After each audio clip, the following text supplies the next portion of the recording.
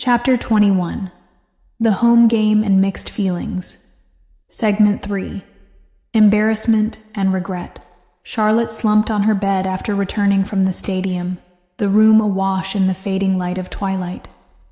The echoes of the roaring crowd and the lingering adrenaline from the game had long since faded, leaving behind only a quiet, heavy silence. In that stillness, her mind replayed every moment.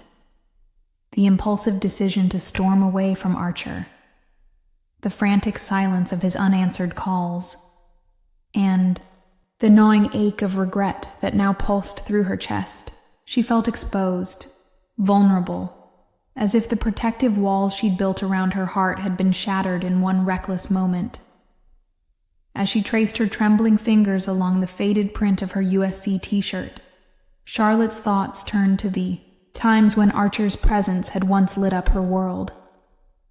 Now, every memory of his secret smiles and gentle touches clashed violently with the harsh reality of his recent coldness. "I should have listened," she murmured to herself, her voice barely audible. "Maybe if I hadn't run away, if I'd let him speak, none of this would have happened." The weight of that thought pressed down on her, mingling with her anxiety and making her question her own strength. The sound of soft footsteps in the corridor interrupted her spiraling thoughts. Madeline, ever the guardian angel, entered her room with a concerned expression painted across her face. "Charlotte, hey, you okay?" she asked gently, sitting down beside her on the bed. The warmth in Madeline's eyes was like a lifeline in the murk of regret that enveloped her. Charlotte hesitated, swallowing hard before admitting, I ran off, Mads. I stormed out of the game because I was so upset. And then I missed all of Archer's calls. I feel so stupid, like I ruined everything." Her voice cracked under the strain of unspoken sorrow and self-reproach. Madeline reached out and took Charlotte's hand in hers, squeezing it reassuringly. "Listen, Charlotte, we all make mistakes. Sometimes our emotions get the best of us, and we do things we later wish we could undo. But you're not stupid, and you didn't ruin anything. Archer is just a person. He's as flawed as anyone. And sometimes words are said in the heat of the moment that we later regret." Charlotte's eyes filled with tears as she looked away. "But I hurt him, Mads. I let my anxiety control me. I thought I was protecting myself, but now I feel like I'm just worthless. What if he thinks I'm not worth his time, that I'm just here to be pushed away?" Her voice trembled, and she pulled the blanket tighter around her. Madeline leaned in closer, her tone soft and soothing. "Charlotte, you are so much more than what happened tonight. I know it hurts, and yes, you might have acted out of fear, but that doesn't mean you don't deserve love or understanding. We all have moments we wish we could take back.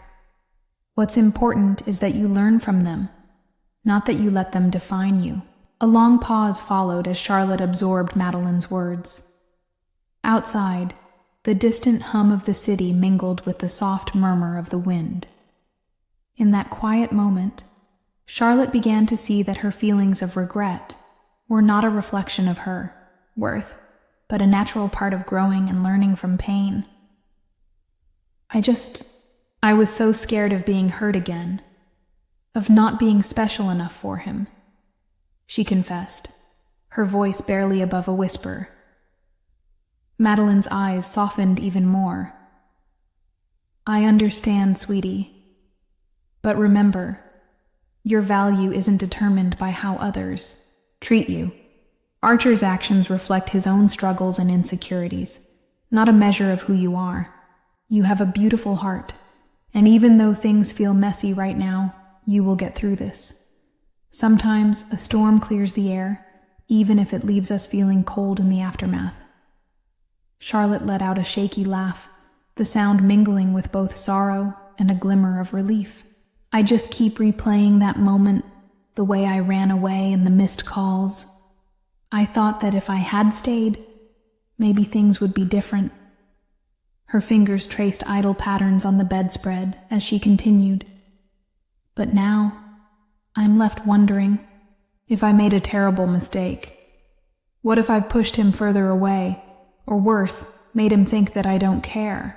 Madeline's grip on her hand tightened in reassurance. Charlotte, you're still here, and you still care. That's what matters. We all have those moments when we let our fear get the best of us. But look at you now. You're reflecting. You're learning. That's how you grow. Archer's going to have his own battles to face, and this may be a bump in the road for both of you, but it doesn't have to be the end. In the soft glow of the bedside lamp, Charlotte's tears began to subside, replaced by a tentative resolve. Maybe I need to talk to him to clear the air. I can't keep beating myself up over what I did. I want to try, even if I'm terrified of what might happen. Her words held a quiet determination, a spark of courage amid the remorse. Madeline smiled gently, brushing a stray curl from Charlotte's face. That's the spirit, honey. Healing starts with forgiveness. First. For yourself, then for others. And no matter what, I'm here for you, okay? We'll face it together. As the night deepened and the room grew quiet once more, Charlotte felt a small ember of hope flicker within her. The hurt and embarrassment still lingered, but now they were tempered by the promise of new beginnings, a chance to mend what was broken and to find strength in vulnerability. In that moment, she resolved to take the next step, knowing that though the path ahead might be fraught with uncertainty, it was also filled with the possibility of rediscovering her own worth, and perhaps reawakening a connection that she still desperately yearned for. Segment 4. Getting Ready and the Symbolism of the Hoodie. Charlotte stood in front of her full-length mirror, the soft morning light filtering in through the curtains and casting gentle shadows on her face. Her room was a blend of USC memorabilia, framed photos of past games, pennants proudly displayed on shelves, and scattered study notes. But amidst it all, one item dominated her thoughts. Archer's hoodie. Draped over a chair, the worn fabric seemed to whisper memories of secret smiles, lingering touches, and a complicated promise of connection that she wasn't sure she wanted to accept. Her fingers trembled as she reached for it, hesitating at the thought of what it might symbolize. Was this hoodie merely a piece of athletic gear? Or did it carry a weight beyond fabric and threads? A peace offering, perhaps, or worse, a claim that made her feel both cherished and trapped. As she picked it up, she ran her fingers along the soft, faded logo, feeling its familiar texture stir emotions she had tried to suppress. For a long moment, Charlotte closed her eyes, imagining the last time she had seen Archer. The memory was bittersweet, a mix of warmth and pain. His secret smiles and the way his hand had brushed against hers had once filled her with hope, but his harsh words had left her questioning whether she was ever truly special to him. The hoodie was a tangible reminder of those conflicted feelings. It held the warmth of his presence, yet also bore the chill of his indifference. Slowly, she slipped the hoodie over her head. The fabric settled around her like a second skin, both comforting and intimidating. Its familiar scent, an elusive mix of his aftershave and the faint odor of the locker room, washed over her. In that instant, every fiber of the garment pulsed with meaning. Was she donning it as a silent plea for reconciliation, a peace offering to bridge the gap between them? Or was it an unwanted claim? A symbol of being labeled as his in a way that she could never fully embrace? Charlotte's eyes flickered to the USC t-shirt and jeans laid out neatly on her bed, a uniform of support for her school and its team. The contrast was stark. The t-shirt, with its proud, bold lettering and vibrant colors, exuded a sense of belonging and collective spirit. The hoodie, however, was intimate, personal, a remnant of private moments shared between her and Archer. It was as if the t-shirt represented her public self, the girl who cheered for the Trojans with unbridled enthusiasm, while the hoodie whispered secrets of a hidden vulnerability and a longing for connection. Her thoughts swirled in an internal monologue, punctuated by a soft sigh. If I wear this, does it mean I'm trying to mend things? She wondered. Or does it signal that I'm willing to let him claim me, even if it means surrendering a part of my independence? The duality of the moment struck her deeply. On one hand, the hoodie felt like a protective shield, a way to carry a piece of him with her, as though his support could somehow fill the void left by his harsh words. On the other hand, it felt like a shackle, a subtle reminder that no matter how hard she tried, she might always be defined by their complicated history. In the quiet of her room, with only the soft hum of the city outside for company, Charlotte took a deep breath and stepped closer to the mirror. She turned this way and that, scrutinizing the way the hoodie draped over her shoulders and hugged her frame. The fabric had softened with use, molded by Archer's touch, and now it fit her in a way that was both flattering and unnerving. It blurred the lines between comfort and confinement. Is it a peace offering, or a symbol of possession? She mused silently. The hoodie, once just a piece of clothing, had transformed into a vessel of memories, both tender and painful.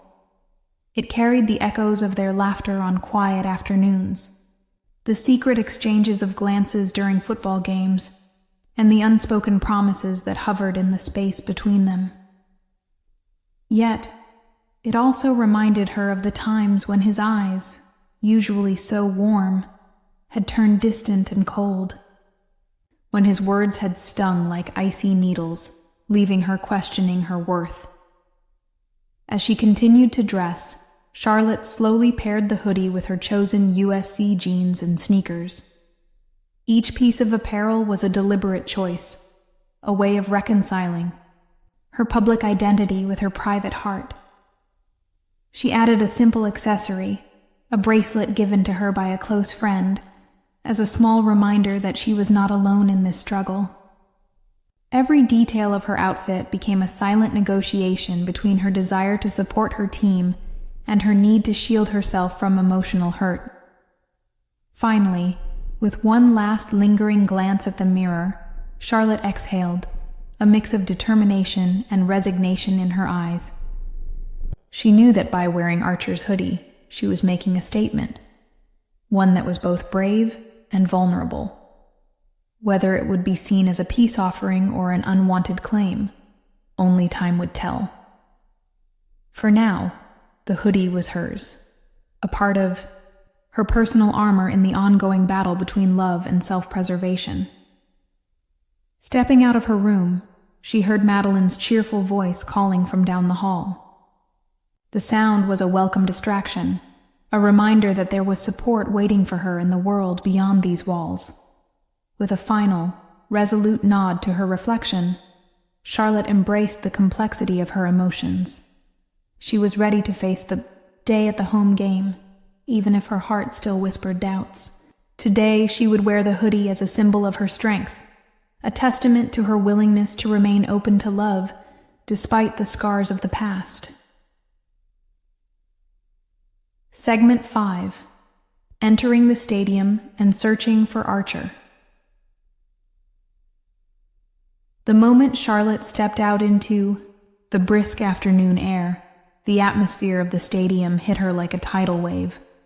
The campus buzzed with anticipation. Red and gold banners fluttered in the wind, and the excited murmur of fellow USC supporters filled the space. Every step toward the entrance felt both exhilarating and unnerving, a public display of unity in support of the team, yet shadowed by the private storm raging within her. As she approached the massive ivy-clad entrance, the vibrant energy of the crowd surged around her.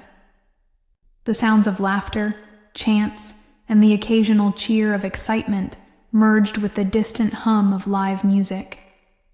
The rhythmic beat of the drums and the clamor of voices created a symphony of college spirit that both lifted and unsettled her.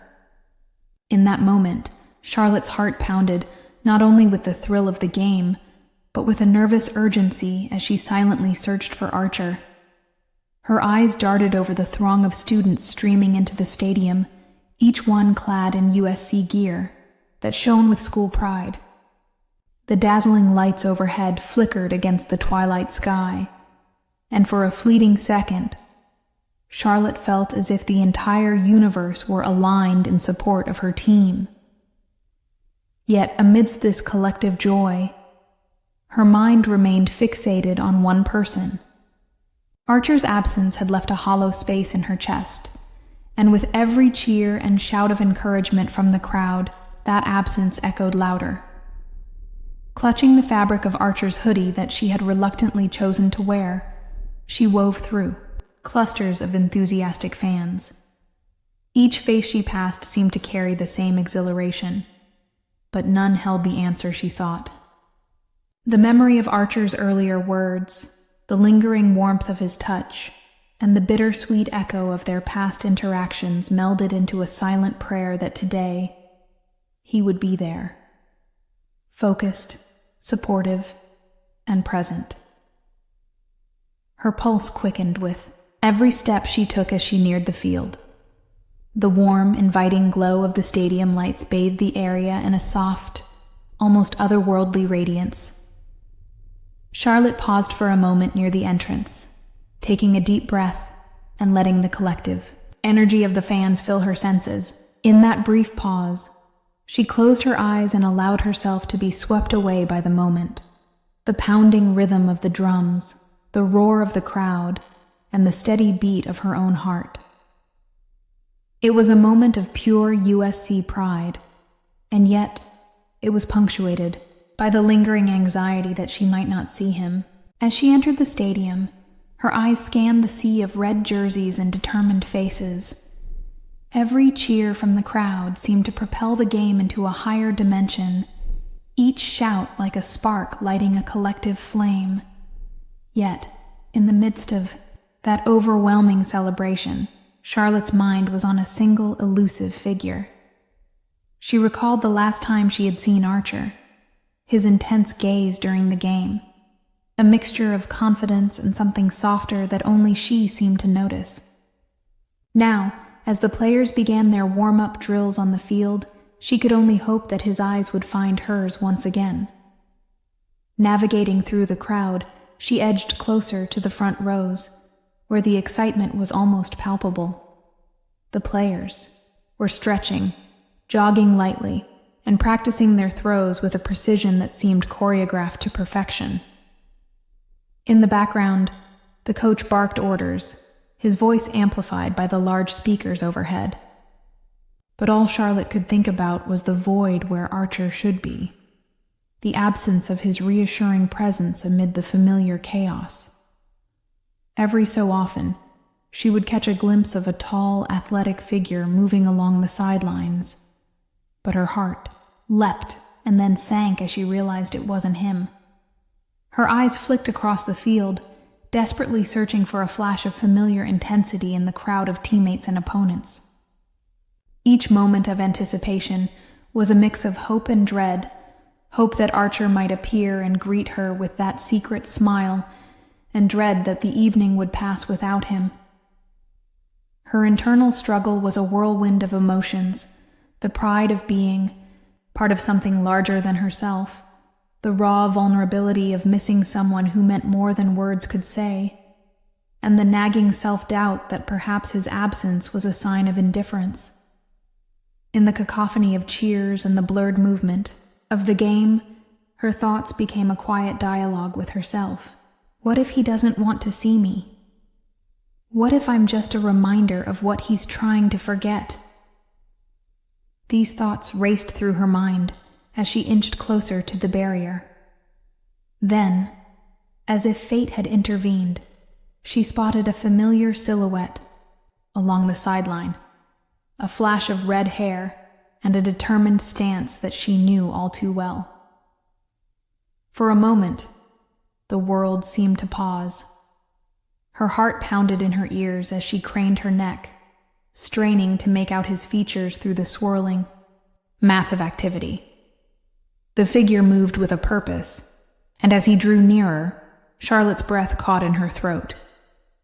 It was him. Archer was there, albeit a bit distant in the midst of the team's warm-up. The sight was a jolt, a collision of all her conflicting emotions. A wave of relief crashed over her, mingled with lingering hurt from past moments. His presence reassured her, yet reminded her of the pain of his earlier words. In that split second, the stadium around her blurred into insignificance. All that mattered was the hope that he would soon look her way, that amidst the roar of the crowd, their eyes would lock in a silent understanding. As the warm-up continued and the players began to take positions, Charlotte's resolve grew. She was here to support her team, and in doing so, perhaps also support herself. The stadium was a living, breathing entity, a celebration of unity and passion that mirrored the complex tapestry of her own emotions. Each cheer, each burst of applause was a reminder that while her heart ached, it was also capable of immense joy. With a final deep breath, Charlotte stepped forward, allowing the excitement of the game to wash over her. The nervous search for Archer was far from over, but in that charged moment of collective energy, she found a spark of determination. Today, she would face the crowd, the cheers, and the weight of her own hopes, all in the belief that somewhere, among the thousands, her gaze would meet his, and everything might just be okay. Segment 6. Confrontation on the Stands. The crowd's roar swelled around Charlotte as she clutched her ticket and pressed herself against the cool metal barrier of the stands. The stadium lights shimmered against the twilight, bathing everything in a surreal, almost otherworldly glow. Her heart pounded in her ears, not just with the adrenaline of the live game, but with the storm of emotions churning inside her. Every cheer from the audience was a reminder of the team's collective energy, yet underneath that communal enthusiasm lay a deeply personal conflict that she could neither fully escape nor embrace. Suddenly, a shift in the crowd's energy caught her attention.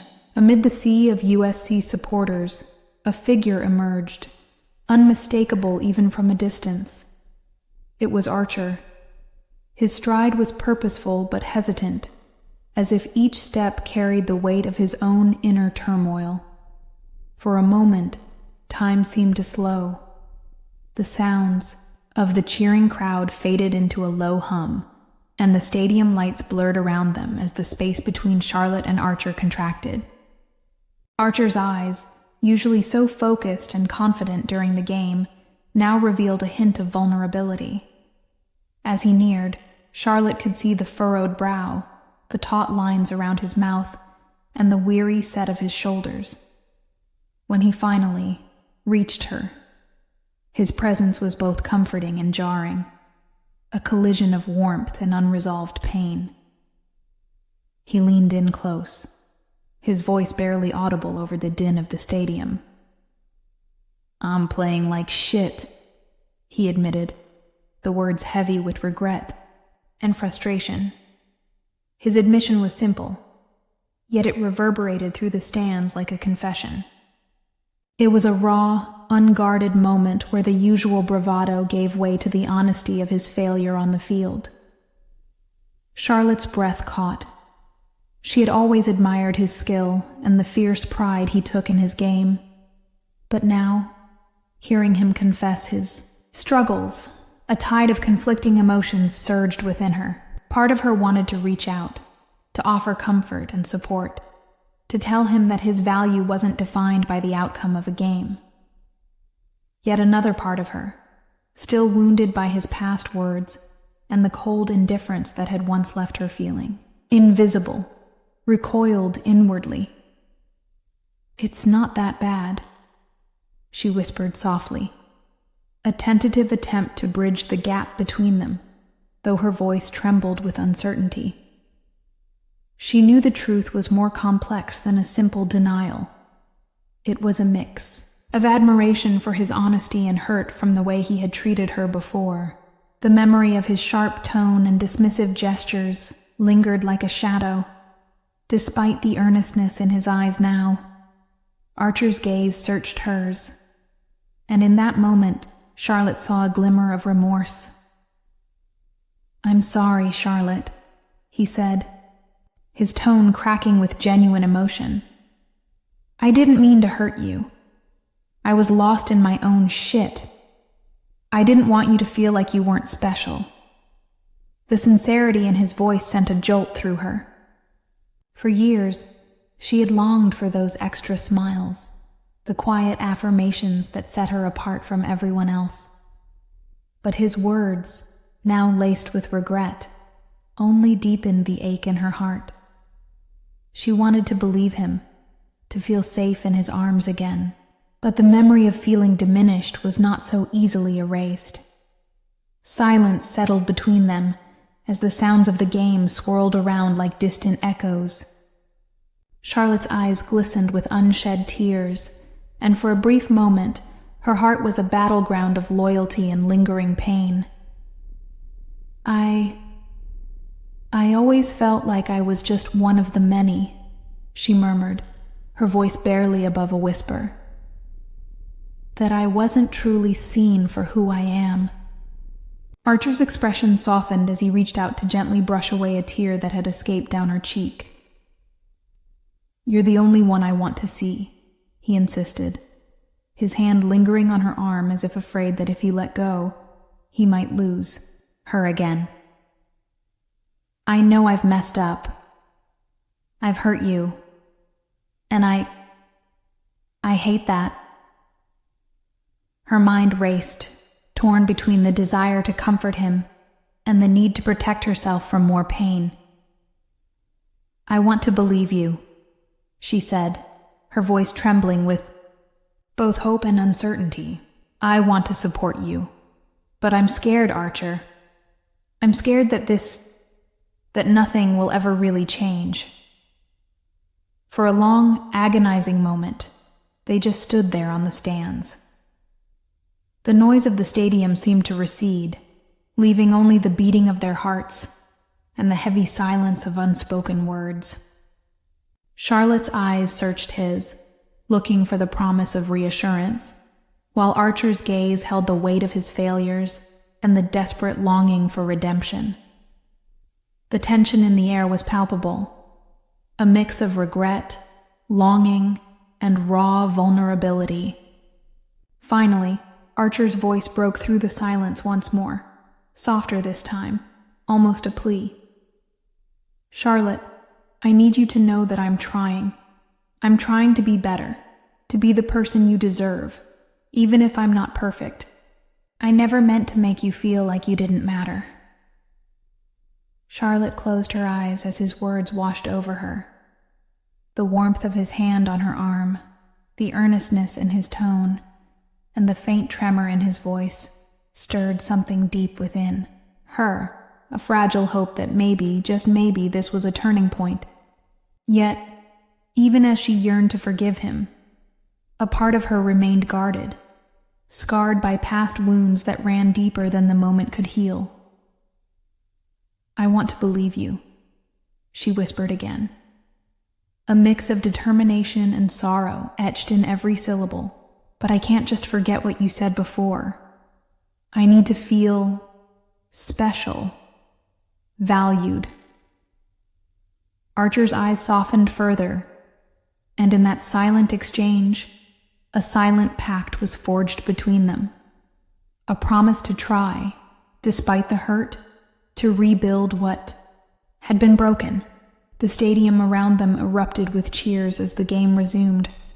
But for Charlotte and Archer, time had momentarily stopped. In the midst of the chaos, they stood together, their souls bare, fighting to reconcile the past with the possibility of a future where perhaps they could both feel seen and loved. And as the halftime buzz faded into the background, the confrontation on the stands became more than just an admission of playing badly. It transformed into an emotional turning point, a fragile step toward healing and rediscovery in the turbulent dance of their intertwined lives. Segment 7, Halftime and Emotional Aftermath. As the halftime buzzer reverberated through the stadium, Charlotte found herself alone with the echo of the game's tumult, a restless mix of pride and heartbreak that churned within her like a storm. The stadium lights, now softened by the break, cast long shadows on the rows of empty seats. Quiet. That brief pause, the noise of cheering fans faded into an indistinct murmur, leaving only the pounding of her heart and a lingering sense of isolation. Charlotte's thoughts swirled uncontrollably. Moments earlier, she had been caught in the midst of a raw confrontation with Archer. His admission of playing poorly, laced with regret and apology, had cut deeper than she could have expected. The revelation of his vulnerability had stirred emotions she'd long buried beneath her layers of self-doubt and insecurity. Now, as the halftime interval began, she sat silently, her mind a battleground between the fierce pride she felt watching Archer play and the deep ache of feeling dismissed, like she was just another spectator in his life. Every flash of the video board, every shout from the sidelines, was a jarring reminder of the game's chaos and her own internal conflict. She recalled his words, "I'm playing like shit," spoken with a sincerity that contradicted the cold distance that now seemed to hover between them. That confession had brought a momentary clarity, a promise of change, perhaps. If only the wounds could mend. Yet as the players retreated to their locker rooms, a haunting uncertainty began to seep into her thoughts. Sitting in the quiet of the halftime crowd, Charlotte's eyes drifted across the field. The practice of the cheerleaders, now choreographed with an elegance that belied the frenzy of the game, provided a surreal backdrop to her internal soliloquy. She thought about the countless times she had cheered on her team, proudly donning her USC colors. In those moments, she had felt a deep connection to something larger than herself. But now, as she clutched her scarf, the fabric rough beneath her fingertips, that same pride was tainted by an overwhelming sorrow. A sorrow born from the realization that the person she yearned for might never see her the way she wished. Her inner voice was relentless. "Am I just another face in the crowd to him?" it asked, echoing the painful memory of his harsh tone and the secret smiles that had once set her apart. She remembered the way his eyes had met hers for that fleeting moment, filled with both regret and longing, only to retreat again behind a wall of stoicism. In that brief glance, Charlotte had felt both seen and utterly invisible at the same time. A solitary tear escaped down her cheek as she struggled to reconcile the conflicting emotions. She took a deep breath and pressed her hand to her heart, as if trying to contain the chaos inside. "I want to support him. I want to be there for him," she thought. But what if every time I do, I only end up feeling more hurt? Her mind darted back to the sting of his words from earlier, a cold, dismissive remark that had cut her deeply, leaving a scar of doubt that refused to heal. The halftime interval also brought with it the physical exhaustion of a long day. Charlotte's muscles ached slightly from the constant tension of her internal battle. The excitement of the game, which had once uplifted her spirits, now felt like a distant memory, replaced by a heavy, almost paralyzing uncertainty. The supportive cheers from the crowd, the rhythmic pounding of feet on the concrete, and the collective energy of the stadium all served as a stark contrast to the isolation she felt within. It was as if the world around her was celebrating, yet she was left standing alone on an invisible precipice. In that suspended moment, Charlotte's thoughts turned to the future, one that was now shrouded in ambiguity. She had come to cherish the moments with Archer, the way his presence made her feel simultaneously safe and exposed. But his admission, his vulnerability, had also revealed a chasm between them, a gap that could either bridge or widen with time. Can we really rebuild what feels broken? She wondered. Is it possible for pride and regret to coexist? And if so, what does that mean for us? The question swirled in her mind like autumn leaves caught in a gust of wind. Madeline's earlier words echoed in the back of her mind, a reminder that, despite the hurt and confusion, she wasn't alone in this struggle. Yet, the comforting thought did little to assuage the heartache. Instead, it only deepened her resolve to seek answers, to understand the true nature of her relationship with Archer. Perhaps, she mused, this game, this shared experience in the stadium, was more than just a display of athletic prowess. It was a mirror reflecting the deeper, unresolved issues between them, a symbol of the delicate balance between support and self-respect. As the halftime break drew to a close, the energy of the crowd began to build again. The distant hum of voices and the rustling of the crowd served as a gentle reminder that the game would soon resume, and with it, the cycle of emotions would continue. Charlotte wiped away her tears, squared her shoulders, and took one last look across the field. In that final glance, she resolved to hold on to the spark of hope, even if it was tempered by pain. The lingering uncertainty about her connection with Archer was a bitter pill, yet she understood that sometimes the most profound truths are born from such contradictions. With a heavy heart and a mind full of questions, Charlotte rose from her seat.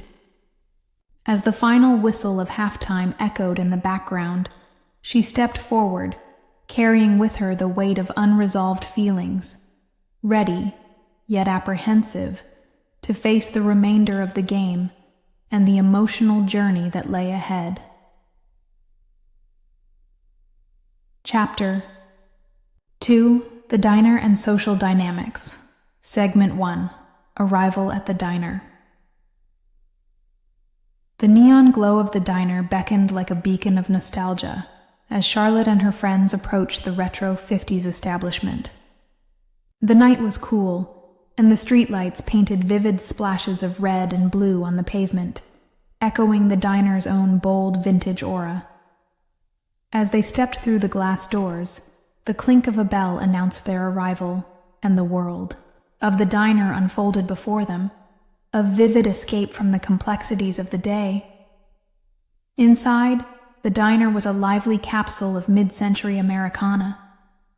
Polished chrome accents and checkered floors combined with vibrant red and white striped booths and retro jukebox tunes, creating an atmosphere both energetic and intimately familiar. The walls were adorned with old movie posters and vintage advertisements, each piece whispering stories of a simpler, if more idealized, past. The air was thick with the aroma of sizzling bacon, freshly brewed coffee, and the sweet tang of milkshakes. a sensory reminder that this was a place where time slowed down, if only for a while. Charlotte paused for a moment at the entrance, letting the diner's warmth wash over her. The chatter of patrons, punctuated by bursts of laughter and the clatter of dishes, created a comforting symphony that contrasted sharply with the turbulent emotions she had carried from the football game. The vibrant energy inside was almost contagious, and despite her internal conflicts, she felt a small spark of anticipation. Maybe tonight would offer a chance to forget her worries, even if just for a little while. As they were guided to a booth, by a waitress who glided effortlessly on rollerblades in a short pink-collared dress, Charlotte's eyes took in every detail. The booth, with its smooth vinyl seats and a formica table that gleamed under the neon lights, promised refuge, a tidy, small stage for intimate conversations amid the lively din. She couldn't help but be drawn to the nostalgic decor. A vintage clock on the wall ticking away as if measuring moments of joy, and a row of small chrome-edged mirrors reflecting the soft light and the subtle excitement in the room. Seated, next to her, Madeline's presence was a grounding force amid the swirl of social dynamics. Their table was set in the back of the diner, away from the more crowded central area, providing a little pocket of privacy within the bustling establishment. Charlotte's nerves began to settle as she observed the interactions around her. Other groups of friends and families were immersed in animated discussions, sharing stories and laughter that seemed to ease the weight of the outside world. Soon, the waitress returned with menus and a promise of service that matched the diner's retro charm. The clack of her skates on the tiled floor was rhythmic and reassuring. "What can I get for you folks?" she chirped with a bright smile, her tone both friendly and efficient.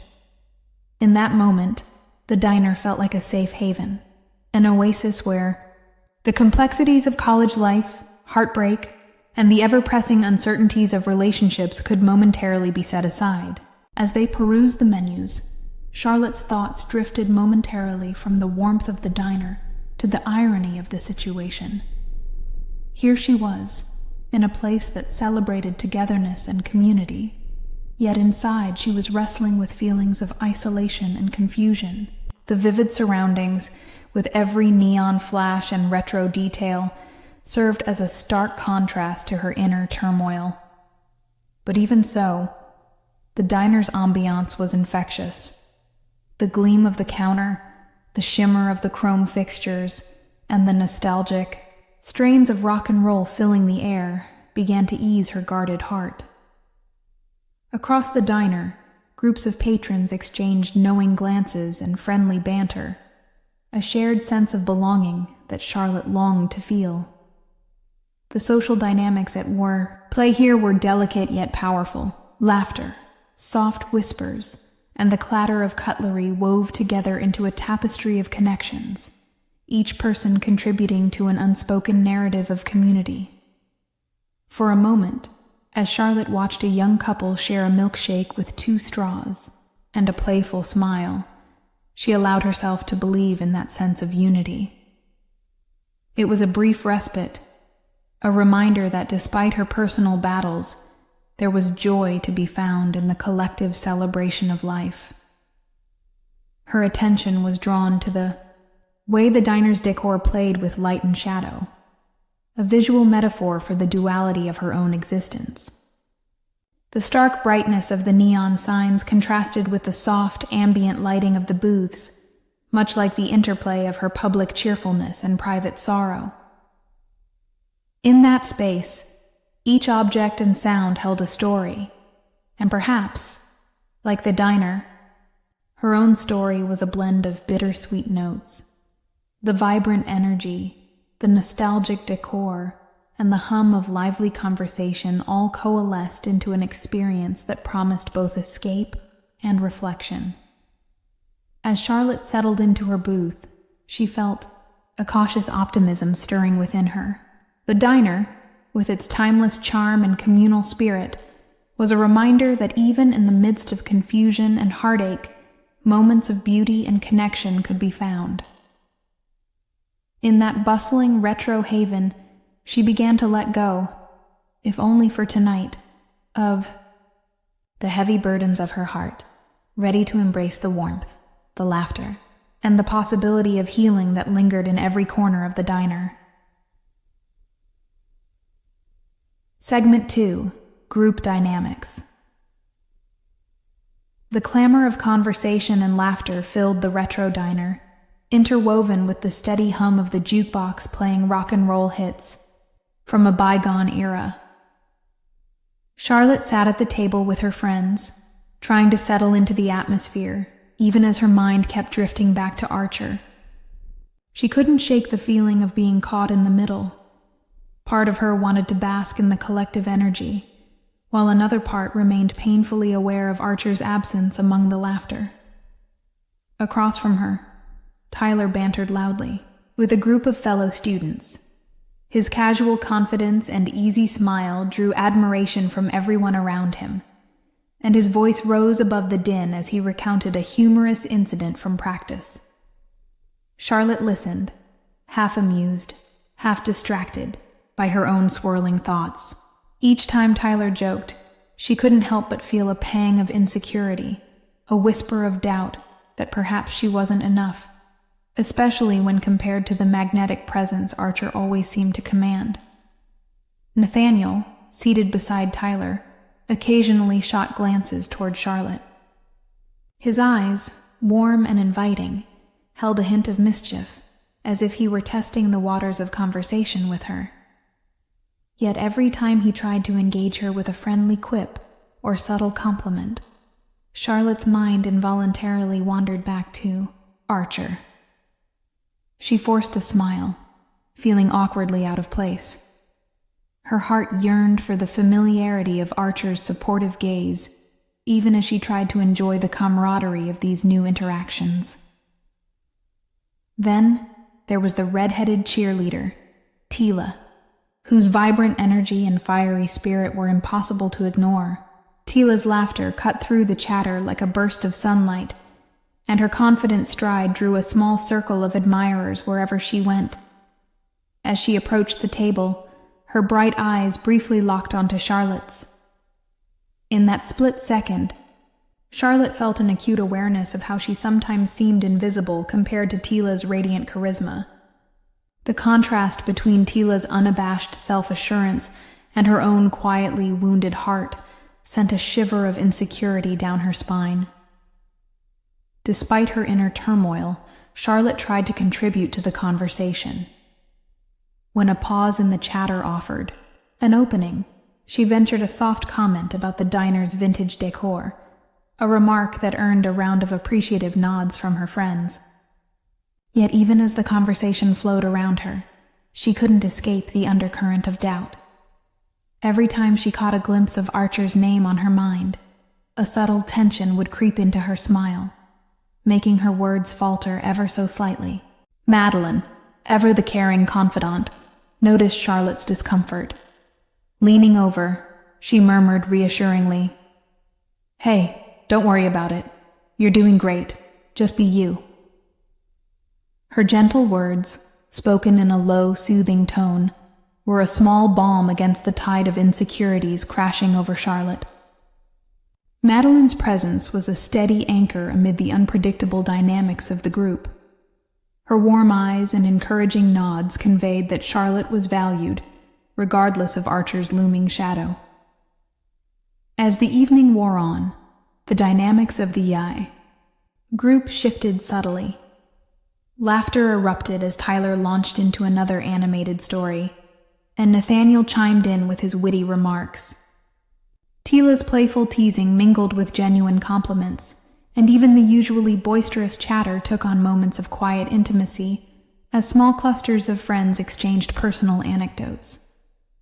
In these moments, Charlotte tried hard to blend in, to laugh along and even share in the jokes. Yet every time the conversation shifted towards topics of romance or personal aspirations, she felt that familiar emptiness, a reminder of the unresolved questions swirling around her relationship with Archer.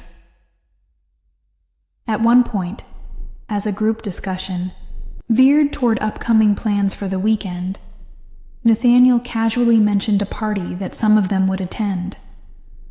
"It'll be a blast," he said, his tone light and teasing. "But, it might be fun if Charlotte joins us too. Archer's been talking about it."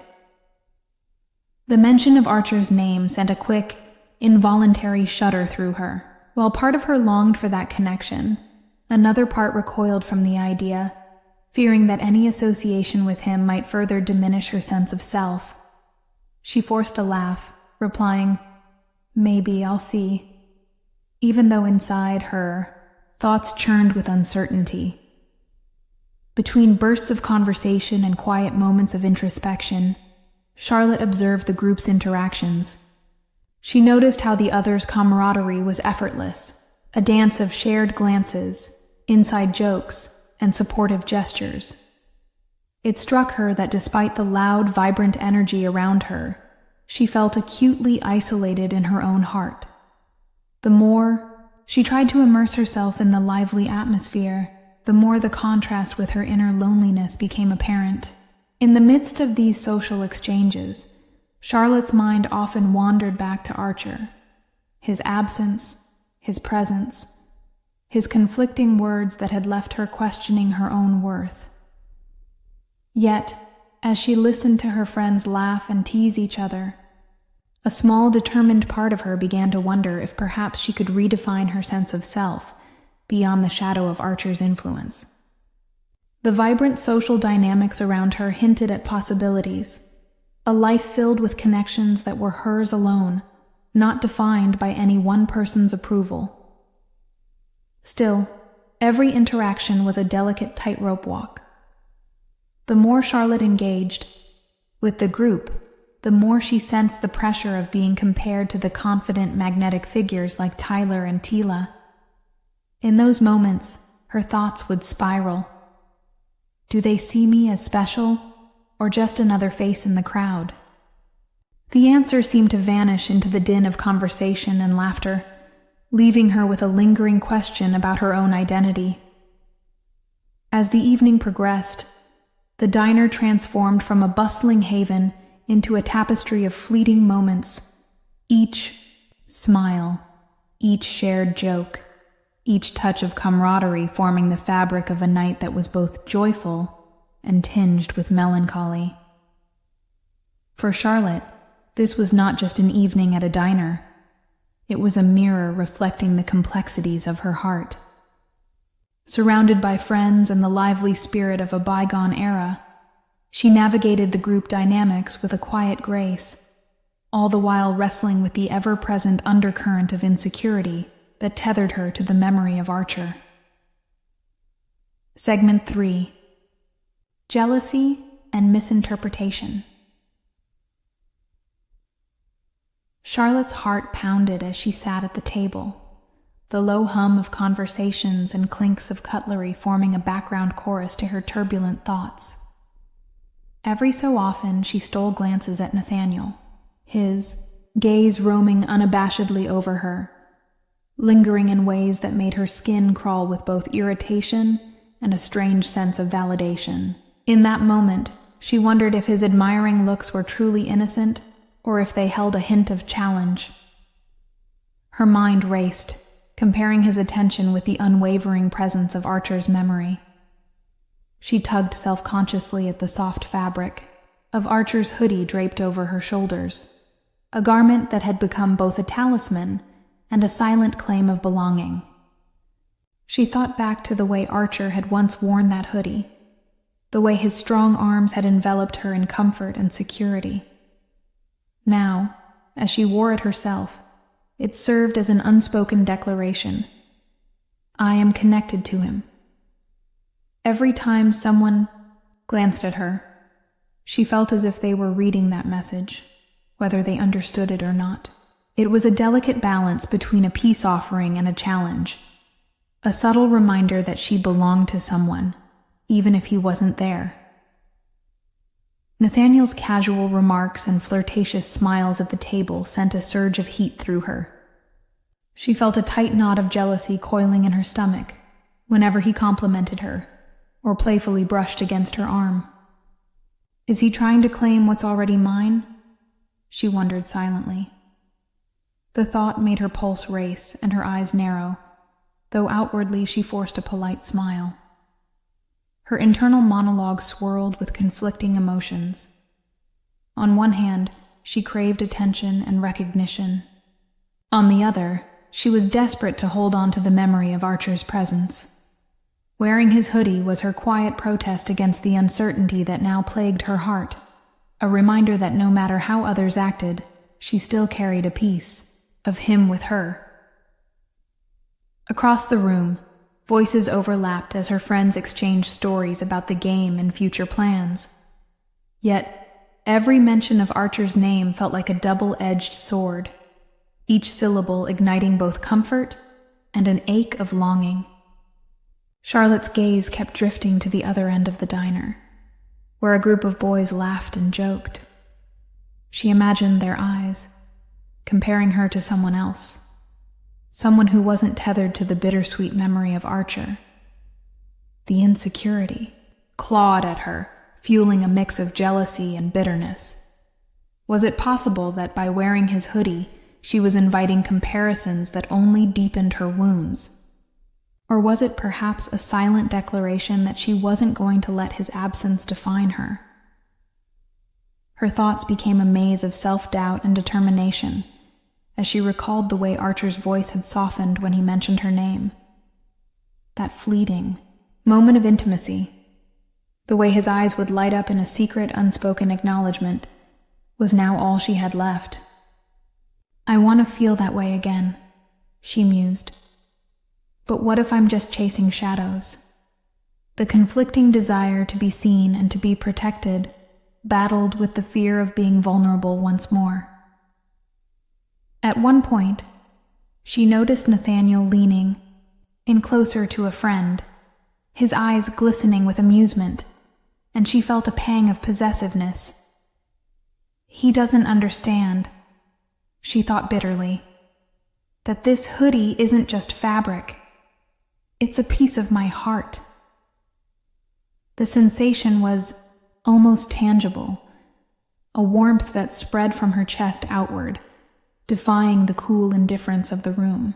It was a subtle claim, a statement without words that said, I am part of Archer's world, even as she struggled with the uncertainty of whether that world was still hers.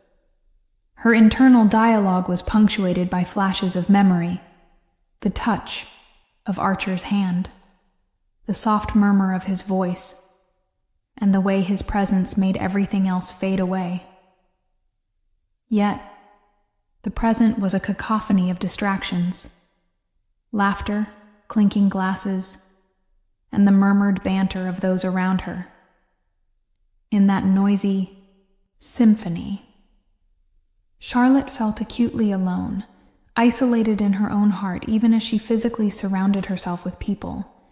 Every compliment from Nathaniel and every flirtatious wink only served to remind her of what she'd lost and what she wasn't sure she still had. Still, as she adjusted the hood of Archer's garment around her, a quiet resolve began to form.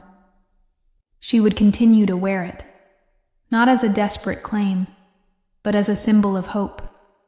A reminder that even in the midst of jealousy and misunderstanding, there was a part of her that still believed in the connection they once shared. Even if the present was filled with mixed signals and the painful sting of comparison, that hoodie was her armor, her subtle way of saying, I'm still here, I still matter. In that moment, amid the clamor of the diner and the flickering neon lights, Charlotte understood that the path ahead was uncertain, but she would navigate it with the silent strength of the garment wrapped around her, a quiet reminder that her feelings were valid, even if the world around her continued to misinterpret them. Segment 4. Mixed emotions at the table, the diners. Neon glow filtered softly through the windows, casting elongated shadows over the table where Charlotte sat. Laughter and the clinking of silverware blended with the upbeat tunes, but beneath the surface of the convivial chatter, a current of unspoken tension pulsed between her and Archer. Even as playful banter filled the air, Charlotte's mind was awash with conflicting emotions that neither time nor the diner's retro charm could seem to smooth over. Across the table, voices of friends mingled. Tyler's teasing jabs, Nathaniel's casual compliments, and the gentle ribbing of a red-headed cheerleader. Each word a reminder that she was not alone, yet she felt distinctly isolated by her inner turmoil. The conversation was lively, punctuated by bursts of laughter and quick exchanges of witty remarks. But for Charlotte, every playful quip was underscored by a sharp note of vulnerability.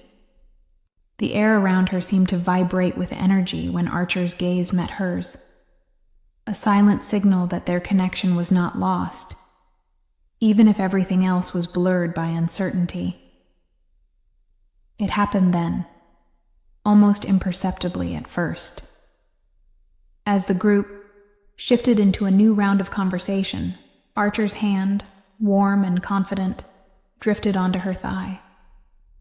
In that fleeting touch, time seemed to slow for Charlotte. The contact was gentle, a reassuring press against her skin, yet it stirred a cascade of sensations that left her simultaneously electrified and apprehensive. For a moment, she felt as if the rest of the world had receded, leaving only the subtle, intimate connection between them. His touch was both a reminder of the comfort she once found in his presence, and a painful reminder of the distance that had grown between them. "Hey, you okay over there?" Madeline asked teasingly, interrupting Charlotte's spiraling thoughts as she noticed the way Charlotte's eyes had glazed over momentarily. The table erupted into light laughter and good-natured ribbing as Madeline continued. "Don't tell me Archer's giving you that secret you're mine vibe again." Her words were playful, meant to lighten the mood, yet they only deepened Charlotte's internal conflict. Charlotte managed a small smile in response, though her voice wavered slightly as she replied, I'm fine. Just lost in thought." The teasing banter around her felt like a soft echo compared to the roaring doubts inside. Every time Archer's hand brushed against her thigh, a fresh wave of conflicted feelings surged up. There was the undeniable pleasure of that contact, the soothing warmth that reminded her of times when everything seemed simpler. But intertwined with it was the ache of loss, the reminder that the connection they once shared had been marred by hurtful words and unresolved conflict. Her mind raced. Was this touch a peace offering, a silent apology wrapped in the language of skin and warmth? Or was it simply a reminder of what she no longer had? The ambiguity of it made her heart flutter in both hope and despair.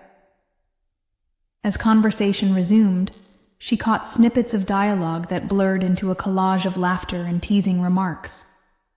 Nathaniel joked about the game. Tyler laughed at a shared memory. Yet every so often, her gaze would dart to Archer, whose expression remained guarded, his eyes speaking volumes of the turmoil he too felt. Archer's hand, though gentle, seemed to insist on a closeness that belied the distance growing in their relationship. It was as if each time he touched her thigh, he was reaching out, trying to bridge the gap left by his earlier harsh words. But the effect was paradoxical. The warmth of his skin against hers made her pulse quicken, evoking memories of moments filled with intimacy and shared secrets. At the same time, that very contact was a bitter reminder of his absence in the kind of caring way she so desperately craved. Every touch sparked a question in her mind.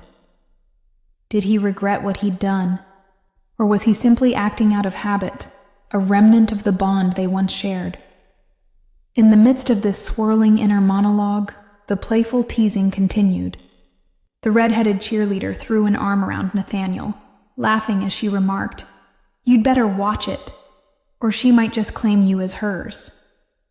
The comment sent a ripple of both amusement and sting through Charlotte.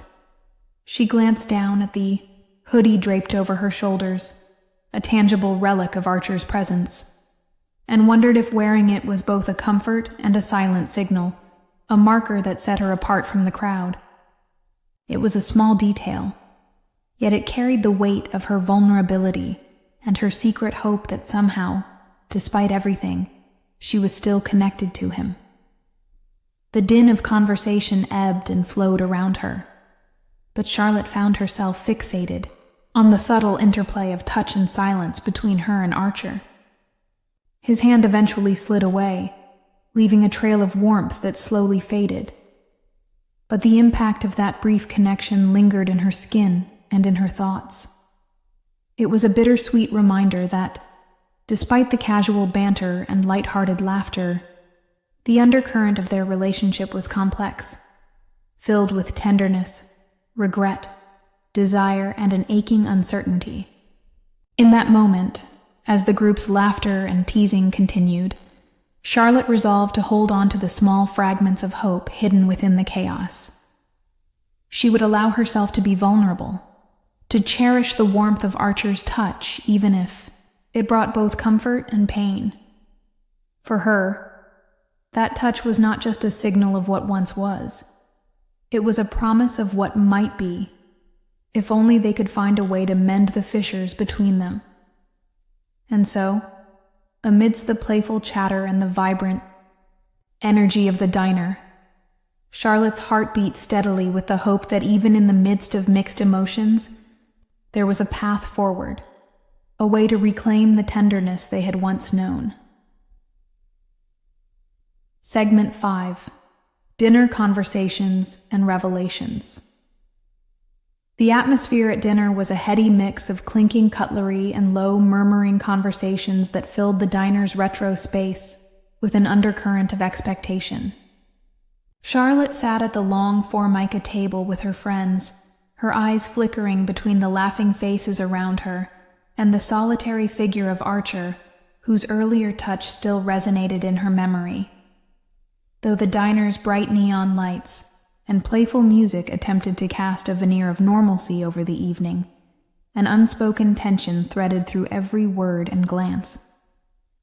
Across from her, Tyler and Nathaniel bantered casually, snippets of conversation that were meant to be light and humorous. Yet, beneath the surface of these jibes, Charlotte could sense that Archer's behavior was subtly shifting the dynamics.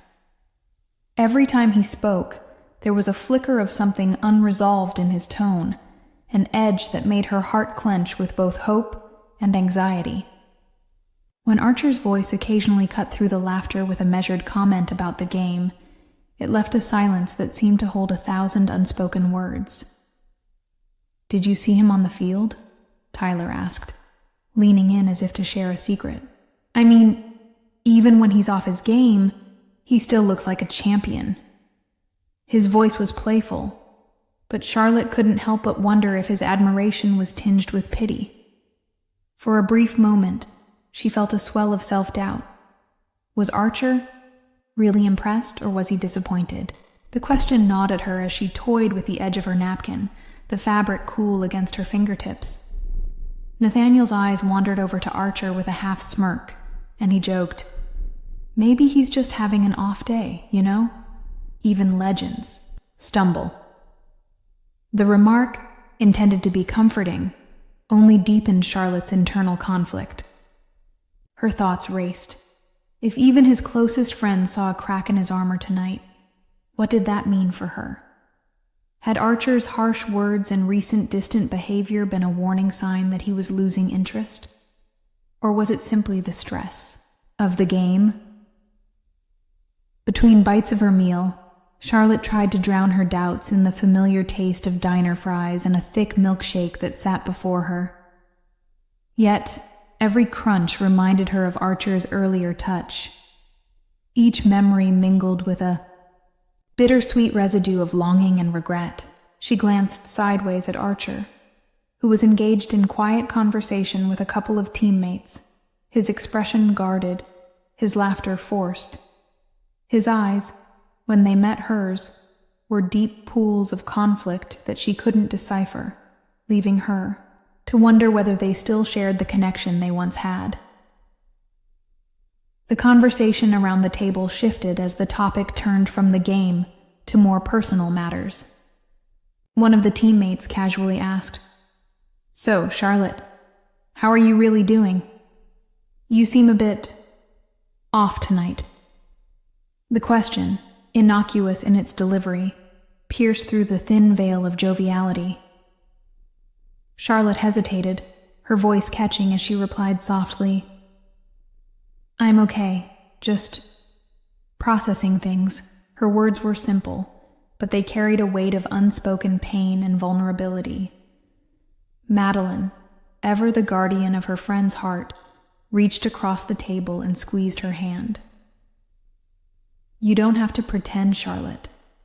We all know sometimes things aren't perfect, and that's okay." Her tone was gentle, her eyes filled with sincere concern.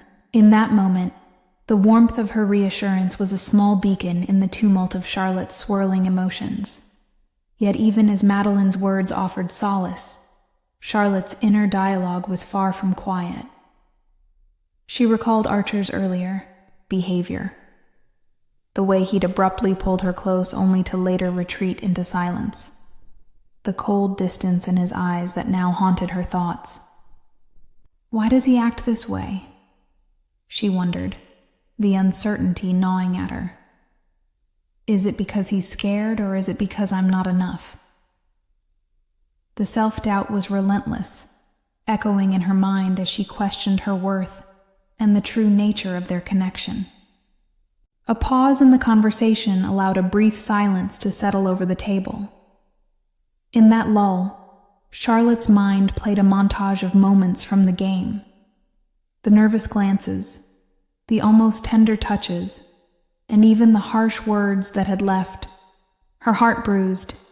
Each memory was a tiny shard of glass, sharp and beautiful in its own painful way. She couldn't shake the thought that perhaps Archer's offhand remarks and distant demeanor were his way of protecting himself and her from deeper hurt.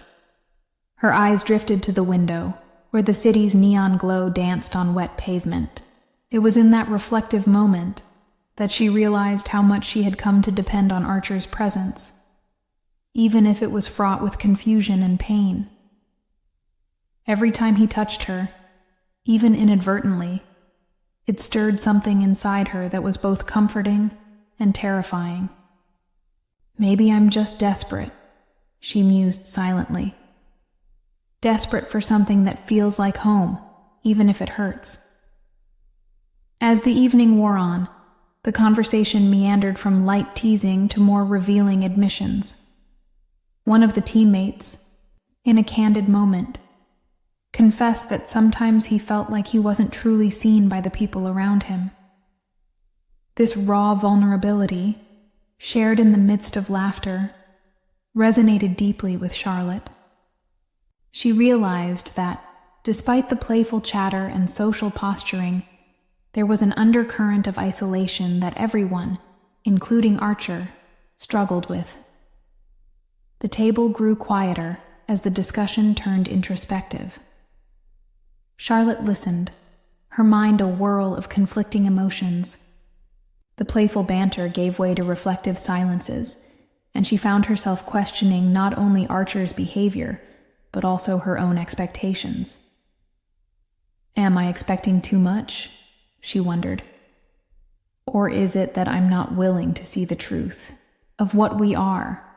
Flawed, uncertain, but real. The thought was both comforting and painful, a truth that she had long resisted. In that mix of laughter and lingering sorrow, the diner became a microcosm of Charlotte's internal world. Bright, on the surface, yet shadowed by doubts and unspoken truths beneath. Every word, every gesture around the table was a reminder of the love, hurt, and complexity that defined her relationship with Archer. And as the night deepened, The revelations shared over dinner left her with a poignant understanding. The path to healing and clarity was long and uncertain, but it began with the courage to confront the truths hidden in those quiet moments of vulnerability. Segment 6. After Dinner Reflections. The truck ride home was shrouded in a quiet that felt almost tangible, a soft contrast to the raucous laughter and clinking of glasses that still echoed in Charlotte's ears. Outside, the city lights blurred past, their neon glow merging with the dark silhouettes of distant buildings. Inside the truck, the only sound was the gentle hum of the engine and the occasional soft sigh escaping Charlotte's lips as she sat, in the dim light, her thoughts swirling with the weight of the night's events. Charlotte's mind replayed every moment of the evening like a film on a loop. The diner's warm, nostalgic atmosphere, filled with playful banter and subtle, charged glances, now felt distant, a bittersweet memory that had left her heart both full and aching.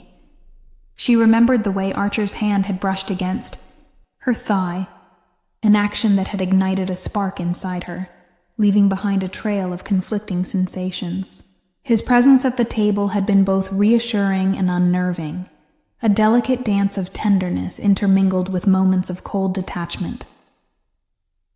As the truck made its steady progress along the quiet highway, Charlotte's introspection deepened. She stared out the window, watching the passing scenery dissolve into a blur of muted colors. The cool night air had seeped into the truck, matching the chill that had settled in her heart. Every so often her eyes would drift back to the rear-view mirror, as if she expected to catch a glimpse of Archer's silhouette reflecting a secret message. Instead, she only saw her own face, lined with uncertainty and sorrow. In the reflective solitude of that ride, Charlotte's thoughts began to untangle themselves. She recalled the laughter around the table, the soft reassurance in Madeline's voice when she gently touched her hand. Yet, even amidst the warmth of familial affection, there remained a dissonant chord, the echo of Archer's conflicted words and the sting of his abrupt withdrawal. It was as if, for a moment, she had felt truly seen by him, only to have that fragile connection shattered by a careless remark. Her mind wandered to the promise of support she had longed for, the secret hope that wearing Archer's hoodie might somehow mend the rift between them. But now, that symbolic garment, which once felt like a protective shield and an unspoken claim of intimacy, felt heavy on her shoulders, a reminder of promises made and broken. The fabric, soft and familiar against her skin, carried memories of both gentle smiles and bitter regret. Charlotte's inner dialogue was relentless. Was it merely the excitement of the game that made her heart flutter, or was there something deeper, a longing for validation, for belonging? In that quiet, confessional space of the truck, she began to question her own expectations. Was she clinging to the hope that Archer could be everything to her, even if his actions had often left her feeling small and insignificant? The images of Archer on the field, once so commanding and assured, now mingled with flashes of his vulnerable, troubled face. His performance had been off, his eyes distant, as if burdened by an internal conflict that he refused to share. This realization only deepened her uncertainty. How could she support him, stand by his side, when even his own self seemed at war? Charlotte's heart ached with the realization that she was caught in a delicate balance between pride and heartbreak. Part of her wanted to believe that the night had been a turning point, that the shared glances and fleeting touches were signs of a budding intimacy. Yet, another part of her was haunted by the echoes of his harsh words earlier in the evening, a reminder that, despite all the tender moments, she might never be as special to him as she needed to be. A tear welled in her eye, quickly wiped away as she fought to steady her breathing. She recalled Madeline's gentle reassurance, the soft murmur of, "You're enough, Charlotte," that had once comforted her during sleepless nights. But now, in the silence of the truck, that same mantra seemed distant, almost like a promise she wasn't sure she could keep to herself. The mingling of pride for having supported the team and the bitter sting of feeling unwanted by Archer created a storm of emotions inside her, a tumult of hope, regret, and longing that she wasn't sure could ever be reconciled. Every bump in the road seemed to jolt her deeper into reflection. The rhythmic vibration of the truck's tires on the pavement became a metronome for her thoughts, marking each heavy heartbeat as she considered the complexities of her relationship with Archer. Was it possible that, despite everything, their bond could transcend the hurtful words and the moments of self-doubt? Or was she doomed to remain in a state of emotional limbo, forever questioning her worth and the sincerity of his affections? The silence stretched on as Charlotte's eyes fixed on the passing darkness outside. In that contemplative pause, she made a quiet vow to herself to seek clarity in the storm of her emotions, to understand that her feelings were valid even if they left her raw and exposed. The night had been long and fraught with mixed signals, and as the truck neared its destination, the lingering uncertainty in her heart remained, a silent testament to the fragile, ever-evolving nature of love and self-worth. In that moment, Charlotte realized that the journey toward understanding Archer and herself was far from over. The quiet ride home was not just a passage back to the familiar. It was a bridge to the deeper, more painful truths she had long avoided. And while the uncertainty still clung to her like the cool night air, it also sparked a fragile hope. A hope that one day she might find the strength to truly believe that she was enough, regardless of what Archer's heart held. Segment 7. Reunion at Home. The truck pulled slowly into the familiar driveway, and as Charlotte's feet touched the worn asphalt, a swirl of emotions overwhelmed her. The crisp autumn air, carrying the faint scent of pine and distant bonfires, seemed to whisper both comfort and disquiet. In that moment, the distant roar of the stadium faded, replaced by the soft murmur of her family's voices echoing from the porch. It was home, but home now felt strangely divided. Charlotte's heart pounded unevenly as she stepped out of the truck, her mind still reeling from the night's emotional maelstrom. The warmth of her family, with all its unconditional love and gentle familiarity, beckoned to her like a soft embrace. Her mother's laughter, the tender clink of dishes in the kitchen, and the friendly banter of her siblings offered solace, a sanctuary where she was always known and cherished. Yet, beneath that reassuring layer lay the lingering echo of Archer's harsh words and the bittersweet memory of his touch. As she made her way up the path, her footsteps slow and measured, Charlotte's thoughts churned like a restless tide. Every step toward the front door was a reminder of the connection she had with Archer, a bond that had been both electrifying and painful. She felt a pang of regret, an unresolved longing with each pace.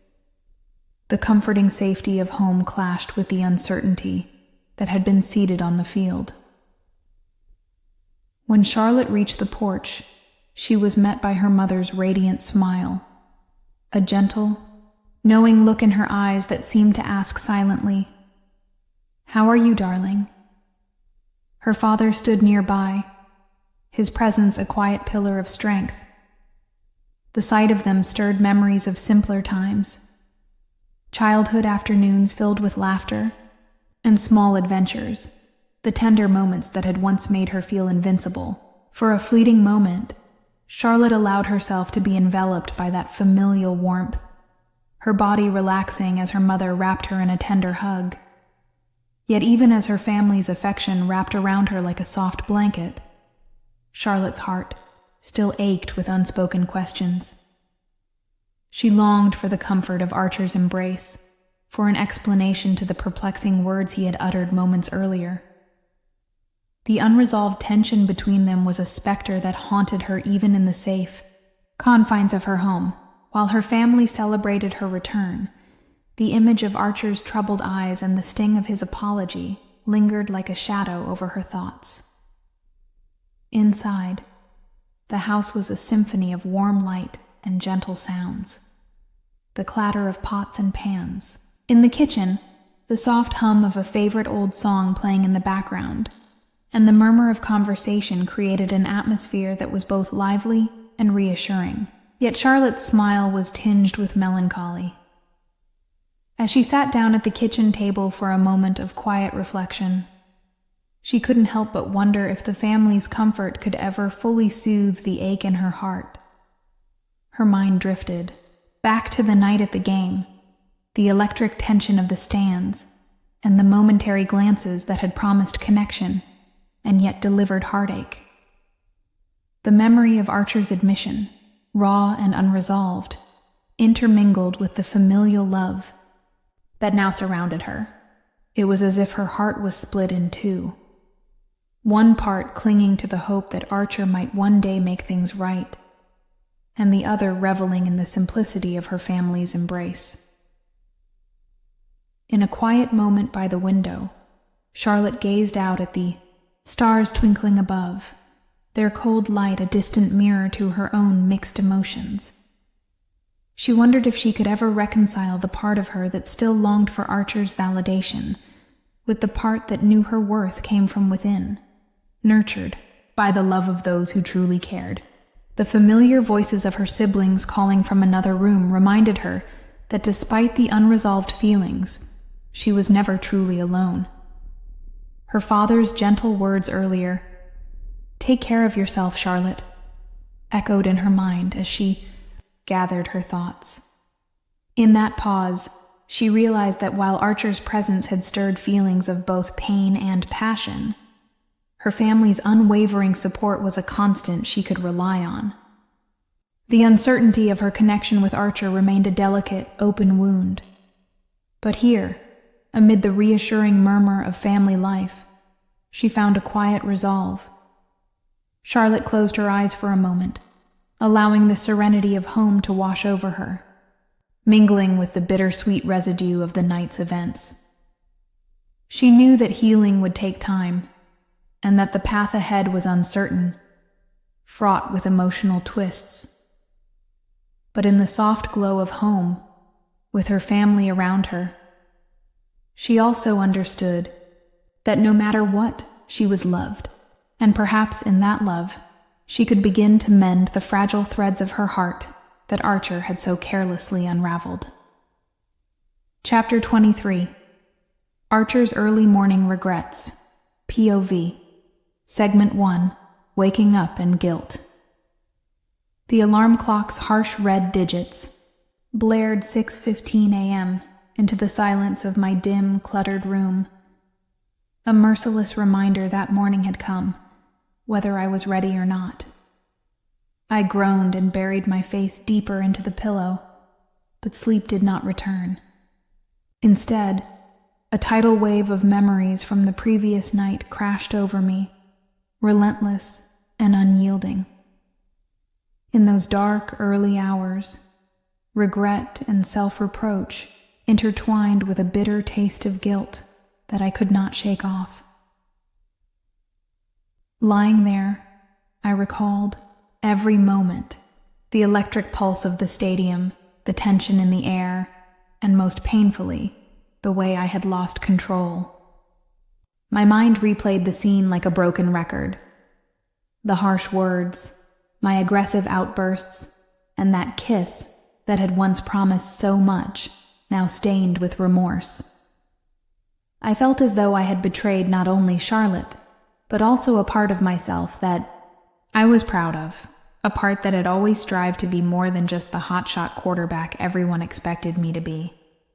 As I finally forced myself to sit up, I could almost feel the ghostly impressions of Charlotte's face.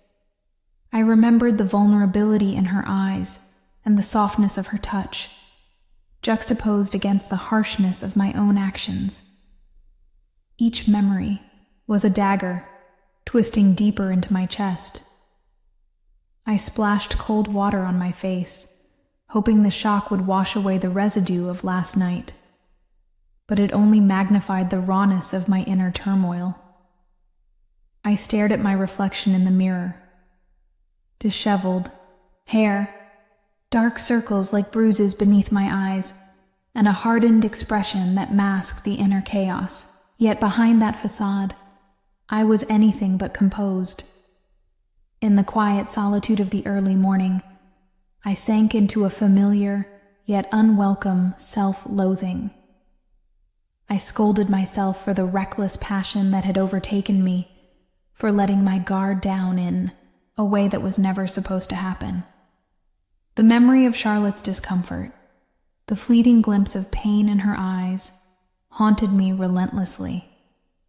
I felt a corrosive shame that eroded the walls I'd built around my heart, a heart that I had always guarded fiercely against the vulnerability of genuine connection. I remembered how, amid the roar of the crowd and the adrenaline of the game, I had tried to claim a piece of her, to make her mine in a way that seemed natural then, but now felt monstrously selfish. The realization that my actions might have hurt her, that I had perhaps taken more than I should, left me feeling hollow.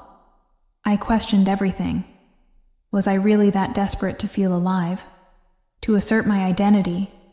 That I would risk shattering the fragile bond we had? And if I did, what was left for her to salvage? Sitting at the edge of my unmade bed, I replayed the conversation in my head. Every curt word, every harsh tone I had used, echoed like a condemnation. My father's voice, though distant in memory, merged with the self-critical whispers in my mind. "Be a man," I heard him say once, and now those words felt like a curse. I had failed to live up to that ideal, and the cost was etched on Charlotte's face, a face that had looked back at me with hope, now replaced with something distant and pained. I couldn't escape the image of her leaving, her small form silhouetted by the door, a symbol of all I had lost in the heat of my own storm. Guilt was a relentless companion, gnawing away at the edges of my confidence. Every breath I took was laced with regret, every heartbeat a reminder that I had hurt someone who mattered. I craved redemption, a way to rewrite the night, to erase the moments that had spiraled out of control. But the mirror showed me a man who was far from redeemed, a man haunted by the realization that passion, unchecked, could be destructive. The memory of her touch, once a comfort, now burned like an accusation. I could feel the weight of my decisions anchoring me to this bed, unable to escape the mental prison of my own making. I recalled her gentle words, the way she had tried to comfort me even as I stood there, numb with guilt. It was a bittersweet reminder of the connection we had, a connection that was both our salvation and my curse. I knew that the day ahead would demand more of me, more accountability, more effort to rebuild what I had shattered. As I pulled myself together, I resolved that I would try to make amends, even if the path was uncertain and fraught with difficulty. I didn't know if Charlotte could ever forgive me, or if I could forgive myself. But for the sake of both of us, I vowed to try. With one last lingering look at my reflection, a man fractured by regret, yet determined to change, I stepped away from the bed. The early morning light filtered weakly through the blinds, casting long, somber shadows across the room.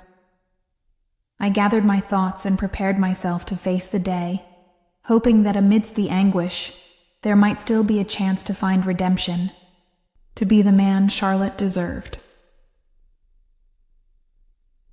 Segment 2. Shower Reflection.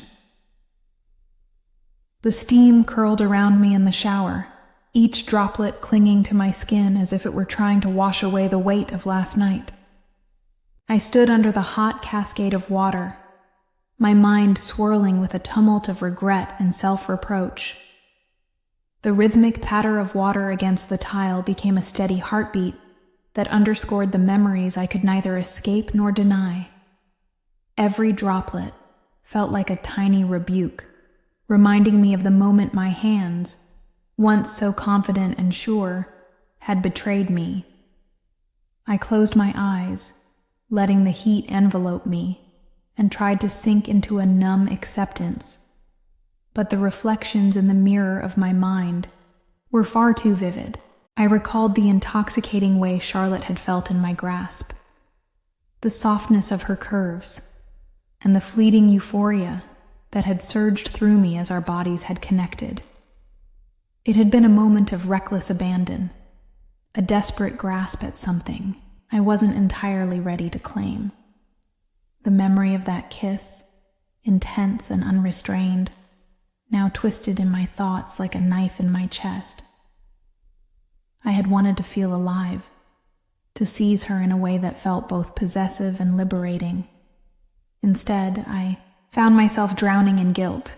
I had lost control, and in that loss, I had hurt her. A realization that stung more fiercely than the cold water on my skin.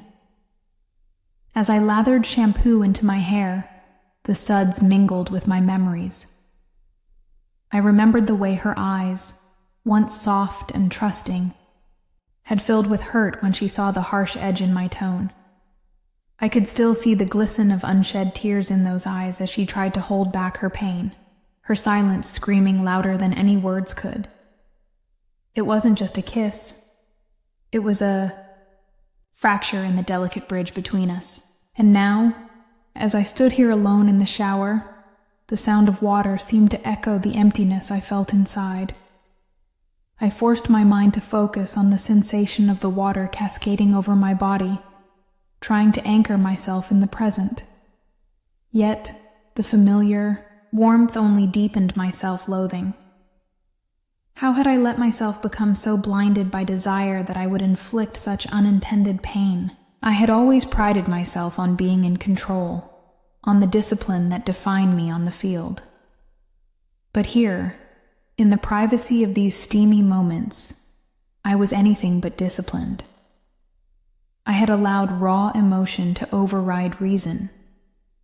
I felt weak, a far cry from the confident leader everyone expected me to be. The contrast between my public persona, a fierce competitor with a steely resolve, and this vulnerable man, consumed by regret, was almost too much to bear. I thought about her, Charlotte, and the way she had looked at me, silently pleading for tenderness even as I faltered. The realization that I might have shattered something irreplaceable within her gnawed at me relentlessly. I could almost hear her soft whisper, a fragile echo of trust, now lost in the harsh reality of my actions. It was as if, for a moment, I had reached out to claim something that was never mine to claim, and in doing so, I had robbed her of a piece of herself. Every time the water hit me, it was as though it tried to cleanse me of the sins of my passion. But no matter how hard I scrubbed, the residue of that night lingered. I felt a profound sense of isolation, even in the midst of these private, intimate minutes. I was alone with my thoughts, with the relentless reminder that in a single moment of uncontrolled impulse, I had let down the one person who deserved nothing but care and respect. I wanted to scream at myself, to shout into the watery void that I would change, that I would find a way to make amends. But all that came out were quiet, broken murmurs lost in the hissing steam. In that solitude, I realized that the man in the mirror was no longer the same. The person who had walked onto the field with unwavering confidence now stood humbled by the realization of his own fragility. I knew I had to learn from this, to reclaim the part of me that was lost to reckless desire. The journey back to being the man she needed, the man I needed to be, would not be simple. It demanded introspection, accountability, and a relentless commitment to change. As the water began to cool, signaling the end of my morning ritual, I made a silent vow to myself. I would work to mend what had been broken, to be there for Charlotte, in a way that was gentle and respectful. I would no longer let my impulses dictate my actions, not when they could cause such irrevocable hurt. With each drop that fell, I felt a small measure of resolve build within me. The path ahead was uncertain, and the road to redemption would be long and fraught with challenges, but I had to try. For her sake, and for my own, I would strive to be better, a man capable of love without cruelty, of passion without pain.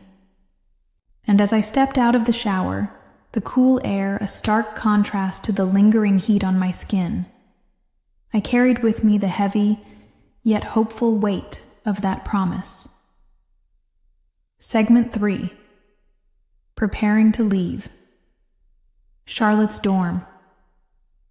Archer's heart pounded against his ribcage as he sat in the driver's seat of his truck, staring at the familiar dorm building where Charlotte now lived.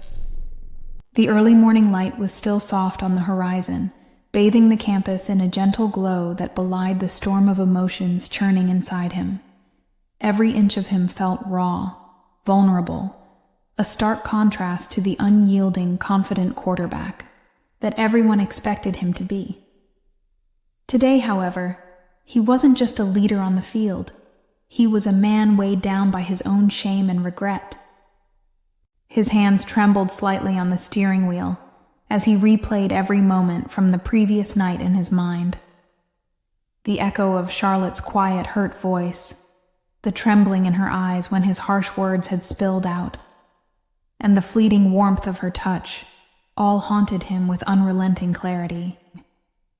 He had intended to be protective, to shield her from the pressure of expectations, but instead, he'd allowed his own insecurities to dictate his actions. Now, as he prepared to leave the dorm to pick her up, the thought of facing her again filled him with both longing and a deep-seated dread. Archer closed his eyes for a moment, taking a slow, shuddering breath as he tried to quell the storm inside him. I'm not that man anymore, he thought bitterly. I let my anger and fear get the best of me. How can I possibly show up and act like everything's fine when all I feel is regret? The guilt gnawed at him, a constant reminder that he had hurt the one person he'd promised to protect. He knew he had to fix this, to find a way to make amends, even if it meant facing the consequences of his own shortcomings. His mind raced as he recalled the countless times he'd brushed off his own faults. On the field, his bravado was his shield. He was untouchable, unbreakable. But behind closed doors, away from the roar of the crowd, he was painfully human, a man who could love too fiercely, too impulsively, and too recklessly. Now, that part of him was laid bare, and the weight of his actions pressed down on him like a leaden cloak.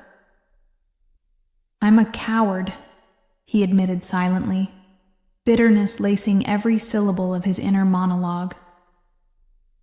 I let my shame get in the way of doing what was right. Archer's gaze shifted to the small stack of clothes on the passenger seat, a reminder of the plans they had made together, the whispered promises that once floated between them in the quiet of the night. Among those clothes lay Charlotte's favorite sweater, soft and slightly worn, a tangible piece of the life they shared. His throat tightened at the sight, and for a moment, He considered whether to reach out and caress the fabric, to remind himself of the warmth that had once filled him whenever she was near. But the memory only deepened his self-reproach, and he tore his gaze away. The truck's interior was silent except for the steady hum of the engine and the occasional creak of leather, a cocoon of solitude that magnified every thought. Archer's mind swirled with images of Charlotte's face, the quiet strength in her eyes, the delicate curve of her smile, and the vulnerable way she had looked at him when he apologized. He wanted nothing more than to hold her close, to reassure her that he could be the man she deserved. Yet even as that desire burned within him, a gnawing fear whispered that perhaps she was better off without him, that his own chaos could only bring her more pain. A small, bitter laugh escaped him as he fiddled with the buttons on the truck's dash. What kind of man am I? He wondered, the question echoing in the emptiness of the vehicle. I'm supposed to be her rock, her safe haven. Instead, I feel like a walking contradiction, both desperate and distant, tender and tormented. The internal battle raged on, each thought colliding with the next like players on a chaotic field. He remembered how he had tried to justify his actions to himself that night, convincing himself that his intensity was passion, not aggression. But now, in the cold light of day, the truth was undeniable. As he pulled out of the parking lot and the dorm building receded in his rearview mirror, Archer's focus shifted to the road ahead. The campus was quiet, with only a few early risers passing by, their footsteps echoing softly in the cool morning air. The isolation of the moment gave him a sliver of clarity, a realization that every journey he embarked upon was now laden with the possibility of redemption, yet also with the risk of further loss. He replayed Charlotte's tentative smile from the night before, the way her eyes had flickered with a mix of hope and hurt.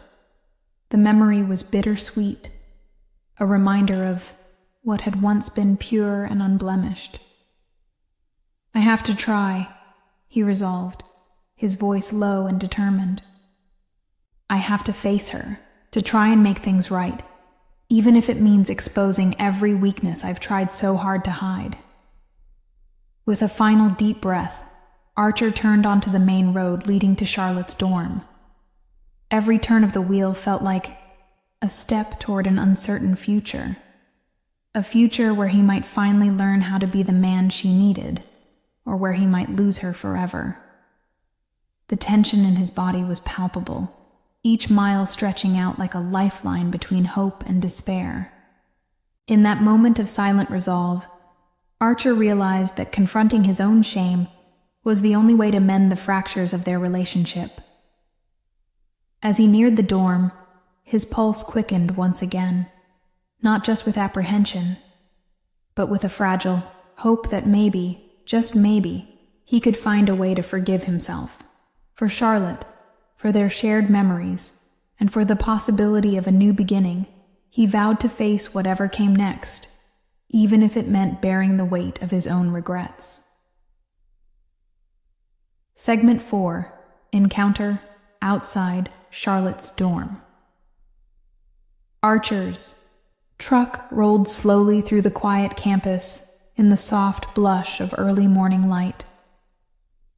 The air was cool, and dew still clung to the leaves along the sidewalks as he parked a few paces from Charlotte's dorm. Every detail of the scene struck him with conflicting emotions, a mixture of anticipation, regret, and a gnawing need to atone. He sat for a moment in silence, watching the building before gathering his courage to step out. When he finally did, the world felt muted. The usual campus clamor had given way to a gentle hush that seemed to underscore his inner turmoil. As he walked toward the dorm, he couldn't help but replay the events of the previous night over and over in his mind. His heartbeat pounded, both from the physical exertion and the emotional weight he carried. Every step felt like a leap into the unknown, where each moment might redefine their fragile connection. At the front door, Charlotte emerged like a ghost of her former self, tired, disheveled, and wrapped in the soft glow of the early sun. Her hair was a tangled mess of dark curls that fell haphazardly around her face, and her eyes, though still filled with the gentle spark of life, bore the unmistakable trace of sleeplessness. She wore the same red hoodie that had become their silent emblem, slightly rumpled and hanging loosely on her petite frame. Her gray sweatpants, too, were wrinkled as if they had witnessed the chaotic night before. Every movement she made, every slow blink, seemed to echo her exhaustion and the weight of unresolved emotions. Archer's heart twisted at the sight. Part of him felt a fierce protectiveness surge through him, while another part, the more conflicted, scarred side, wrestled with shame. She looks so fragile, he thought bitterly, like a bird whose wings have been clipped. He stepped forward, struggling to balance his inner storm of self-reproach and the undeniable longing to comfort her. "Morning, sweetheart," he managed to say, his voice low and rough, betraying the conflict he felt inside. His words trembled with genuine care, even as his mind screamed with regret. For a moment, he simply stood there, studying her face. Her eyes darted briefly downward, as if trying to hide the hurt that lingered behind them. But then she met his gaze. There was a flicker of recognition, perhaps even a glimmer of hope. Charlotte's lips trembled into what might have been a faint smile, though it quickly faded as she adjusted the hoodie over her head. Archer noted the slight quiver in her expression, and it only deepened his internal conflict. "I've hurt her so badly," he thought, each word of his silent admission cutting into his resolve. "How can I possibly make up for this?" Every touch, every dismissive word from the night before echoed in his mind as he reached out to gently brush a stray curl from her face. Her skin was cool under his fingertips, a small, tangible reminder that she was real, that she was here, and that his actions had consequences. "You look exhausted," he murmured, voice laced with concern, trying to bridge the gulf of silence that had settled between them. Charlotte's gaze flickered, uncertain whether to trust his sincerity. "Yeah, I didn't sleep much," she replied softly, her tone a mix of resignation and lingering hurt. The vulnerability in her words made his chest tighten with remorse. He wanted nothing more than to wrap his arms around her and shield her from the bitterness of the past night. Yet he hesitated, afraid that his own unhealed wounds might inflict further damage. For a long, heavy moment, they stood there, the weight of unspoken words hanging in the air. Archer's thoughts churned turbulently. He remembered the confident, almost indifferent facade he'd worn during the game, the harsh words that had cut deeper than he'd ever intended. Now, faced with the sight of Charlotte so raw and unguarded, his resolve wavered. "I'm not the man I want to be," he reflected. "But I have to try. I have to be there for her, even if it means confronting my own demons." The tension of the morning was palpable. Every sound, the distant hum of the campus, the rustle of leaves in a gentle breeze, seemed amplified, as if nature itself were urging him to mend what was broken. He took a hesitant step closer, his eyes never leaving hers. "I'm sorry," he said, the apology barely above a whisper. It was a simple admission, but in that moment, it carried the weight of his entire regret. Charlotte's eyes softened for an instant, as if the sincerity in his voice offered a small measure of solace. Yet, the hurt was still there, lingering, like a shadow that refused to be fully dispelled by a single contrite word. "It's okay," she murmured, though the uncertainty in her tone betrayed that she was far from being all right. Archer felt an overwhelming surge of protective instinct. "I'll fix this," he vowed internally, even as he struggled to find the right words. "I'll do whatever it takes to make you feel safe again." His mind raced with possibilities, apologies, gentle reassurances, even the possibility of leaving the past behind, but none seemed sufficient to erase the scars etched into her heart. With each passing second, the space between them shrank as he slowly inched forward, yearning to bridge the gap not just physically, but emotionally as well.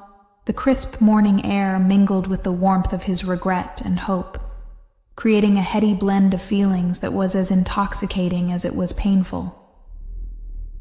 In that fragile moment, standing outside Charlotte's dorm, Archer understood that this encounter was not just a meeting. It was a crossroads. The outcome of this morning would set the tone for everything that followed. His eyes searched hers desperately, seeking a flicker of forgiveness, a sign that maybe, just maybe, there was a chance to repair what had been broken. For the first time in what felt like an eternity, he allowed himself to be vulnerable, to let down the walls that had always kept him at a distance. "Please," he said softly, "let me try to make it right." His voice was filled with raw, unguarded emotion, a stark contrast to the stoic facade he usually maintained on the field. Charlotte's gaze wavered, caught between the desire to believe him and the lingering fear of being hurt again. The morning light revealed every subtle detail of her conflicted expression, the tired creases around her eyes, the tentative lift of her lips, and the way her hands fidgeted at her side. It was a moment suspended in time, a moment of raw, unfiltered humanity that neither of them could escape. As the campus slowly woke around them, Archer took one final deep breath and stepped forward, his hand still extended toward her. "Charlotte," he said again, more firmly this time, "I'm here. I'm not going anywhere." And in that quiet, vulnerable declaration, amidst the soft rustle of morning and the lingering shadows of a painful past, he hoped that maybe, just maybe, this was the start of something new, a beginning where both could learn to heal together. Segment 5. The Drive and Small Interactions. The truck's engine hummed softly as Archer drove through the quiet campus in the early hours of the morning. The dark sky, punctuated by the slow-fading glow of streetlights, framed his troubled expression. Inside the cab, the atmosphere was thick with unsaid apologies and the lingering aftertaste of last night's regret. Archer's thoughts raced, in tandem with the wheels, each rotation pulling him deeper into a reflective solitude. He stole glances at the rearview mirror, half expecting to see Charlotte's face, still etched with the traces of their painful parting. Instead, all he saw was the dim interior of the truck, a small, confined world that carried the weight of both his determination to connect and his inner torment. Every so often, his hand would unconsciously tighten around the steering wheel, as if to anchor himself against the storm of emotions swirling within. How do I fix this? How can I mend the gap I helped create? He wondered, his mind echoing with the memories of tender moments and harsh words alike. For a brief pause, the radio played an old love song, a melancholy tune that seemed to capture his conflicted state. Archer shifted his focus to the simple tasks at hand. He glanced at his phone, where Charlotte's name lit up the screen with a recent text, and felt a bittersweet mix of hope and despair. Determined not to let his self-loathing spill over, he exhaled slowly and reached over to adjust the temperature. The act, though mundane, offered a small measure of control amidst the emotional chaos. As the truck merged onto the freeway, Archer's mind drifted to the small, seemingly insignificant moments that had unfolded that morning. He recalled the earlier incident at the coffee shop. Charlotte had pulled out her little burgundy bottle of nail polish, defiantly beginning to paint her nails right there in the truck. He remembered the amused yet exasperated expression on his face as he protested, "Get it out of my truck, Charlotte, it stinks." Her playful retort, accompanied by a bright giggle, had momentarily lightened the oppressive tension. In that fleeting instance, her laughter had been a balm, a reminder that despite everything, there was still warmth and mischief between them. Archer's thoughts spiraled around that moment, a tiny act of rebellion that somehow symbolized more than just a defiant streak. It was a subtle claim of identity, a marker of the girl he both adored and resented for the pain she unwittingly evoked. In the quiet confines of the truck, he ruminated on that duality, how each small gesture could either be an olive branch, extended in fragile hope, or a reminder of the very distance he feared was growing between them. He then remembered how Charlotte had gingerly accepted the cup of iced coffee he handed her. He could still picture the way her eyes lit up as the caffeine seemed to rekindle her spirit, if only for a moment. That simple act of sharing a drink, the clink of the cup against the dashboard, and the soft slurp of her straw were more than just routine. They were attempts, however clumsy, at bridging the chasm his actions had widened. Archer acknowledged the irony. He was trying to connect through the most ordinary interactions, yet each of these small moments carried the weight of their shared history and unspoken apologies. Even as the truck traversed the highways lined with silent trees and empty service areas, Archer's internal monologue churned with self-criticism and a deep longing for redemption.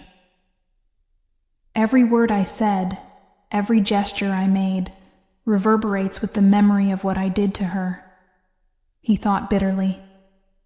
The stark realization that his own hands, now gentle on the steering wheel, had once caused such pain was almost unbearable. And yet, he clung to a stubborn hope that the road ahead could lead to healing.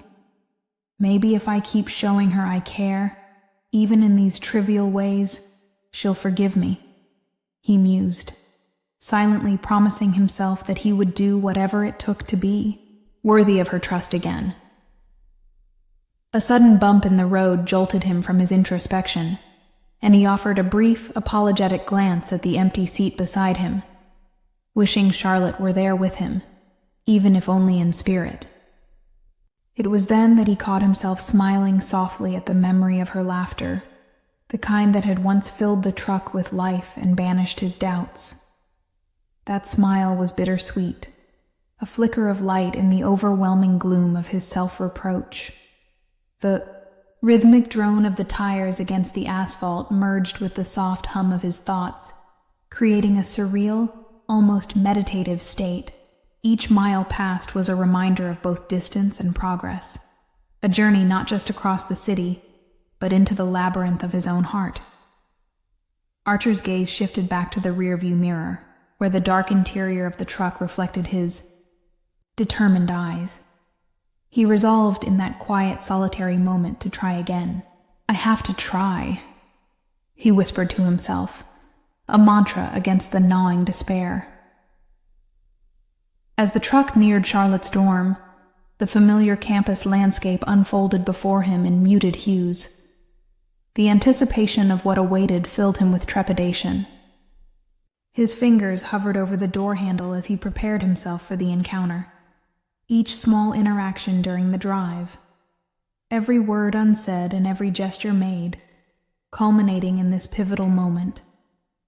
Even though his heart was heavy with regret and pain, the drive had rekindled a fragile hope that despite his failures, there might yet be a way to reach out to her, to rebuild the connection that had been so shattered. In the silent confines of that truck, beneath the vast, indifferent sky, Archer steeled himself for what was to come. Every sip of coffee, every small, deliberate gesture had been a step toward redemption. And now, as he pulled up to the dorm, his resolve hardened.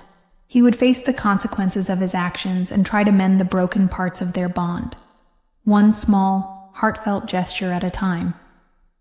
Segment 6. Arriving home and family scene.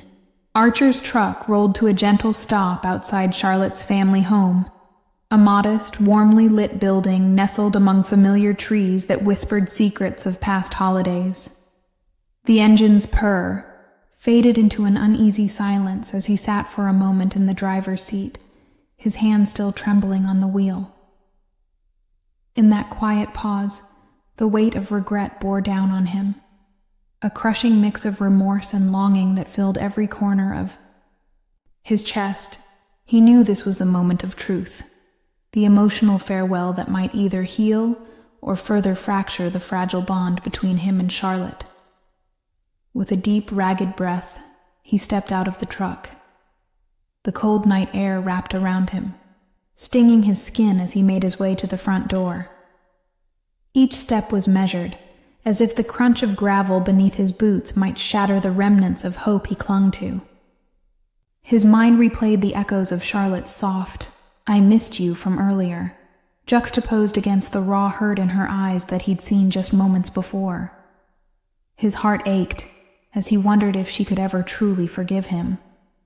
Inside, the house was alive with the familiar sounds of family, muffled laughter drifting from the living room, a light clatter from the kitchen, and soft murmurings of conversation that belonged to a place of comfort and belonging.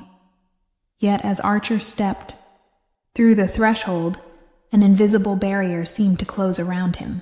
The warm glow of the lamps did little to warm the chill that had settled inside his bones.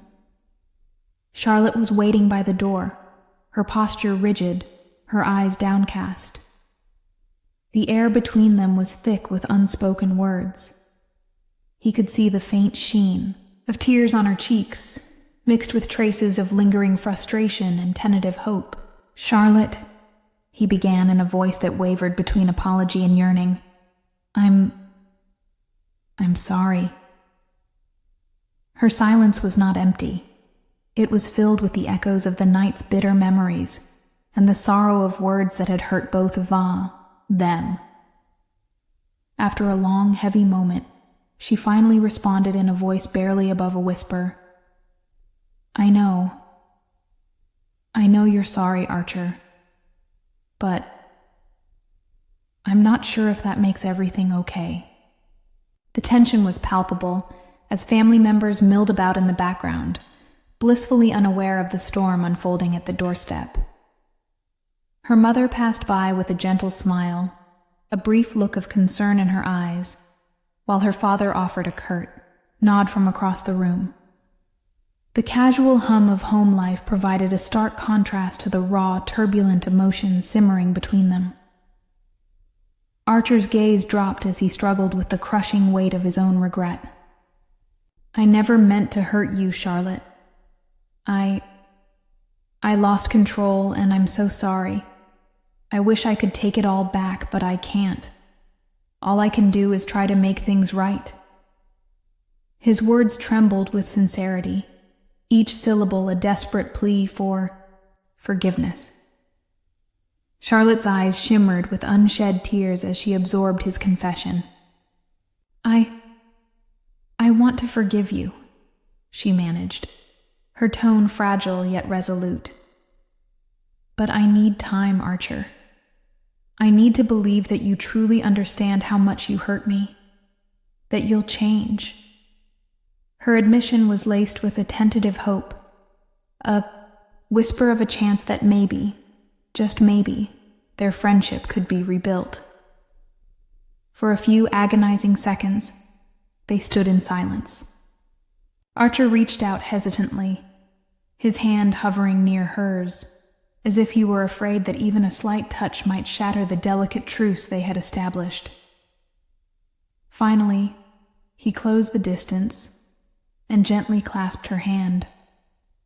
The contact was soft and tentative, a silent promise to work towards healing the rift between them. In that brief touch, there was both apology and a silent vow of redemption.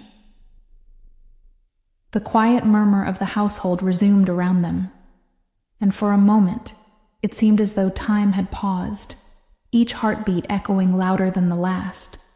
Charlotte's eyes lifted to meet his, and in them, he saw a mix of sorrow, determination, and the faintest glimmer of forgiveness. Yet the tension was still thick, each unsaid word a barrier between them. A sudden sound, a distant laugh from the living room, broke the intimacy of the moment. Charlotte withdrew her hand slowly, and Archer's grip softened as if released from a vice. I should go inside now, she said, her voice steady, but laced with melancholy. Archer nodded, his own eyes glistening with regret. I understand. He stepped back, and they shared one final, lingering look, a look that spoke volumes of the pain, the love, and the uncertainty that would continue to define their connection for some time to come.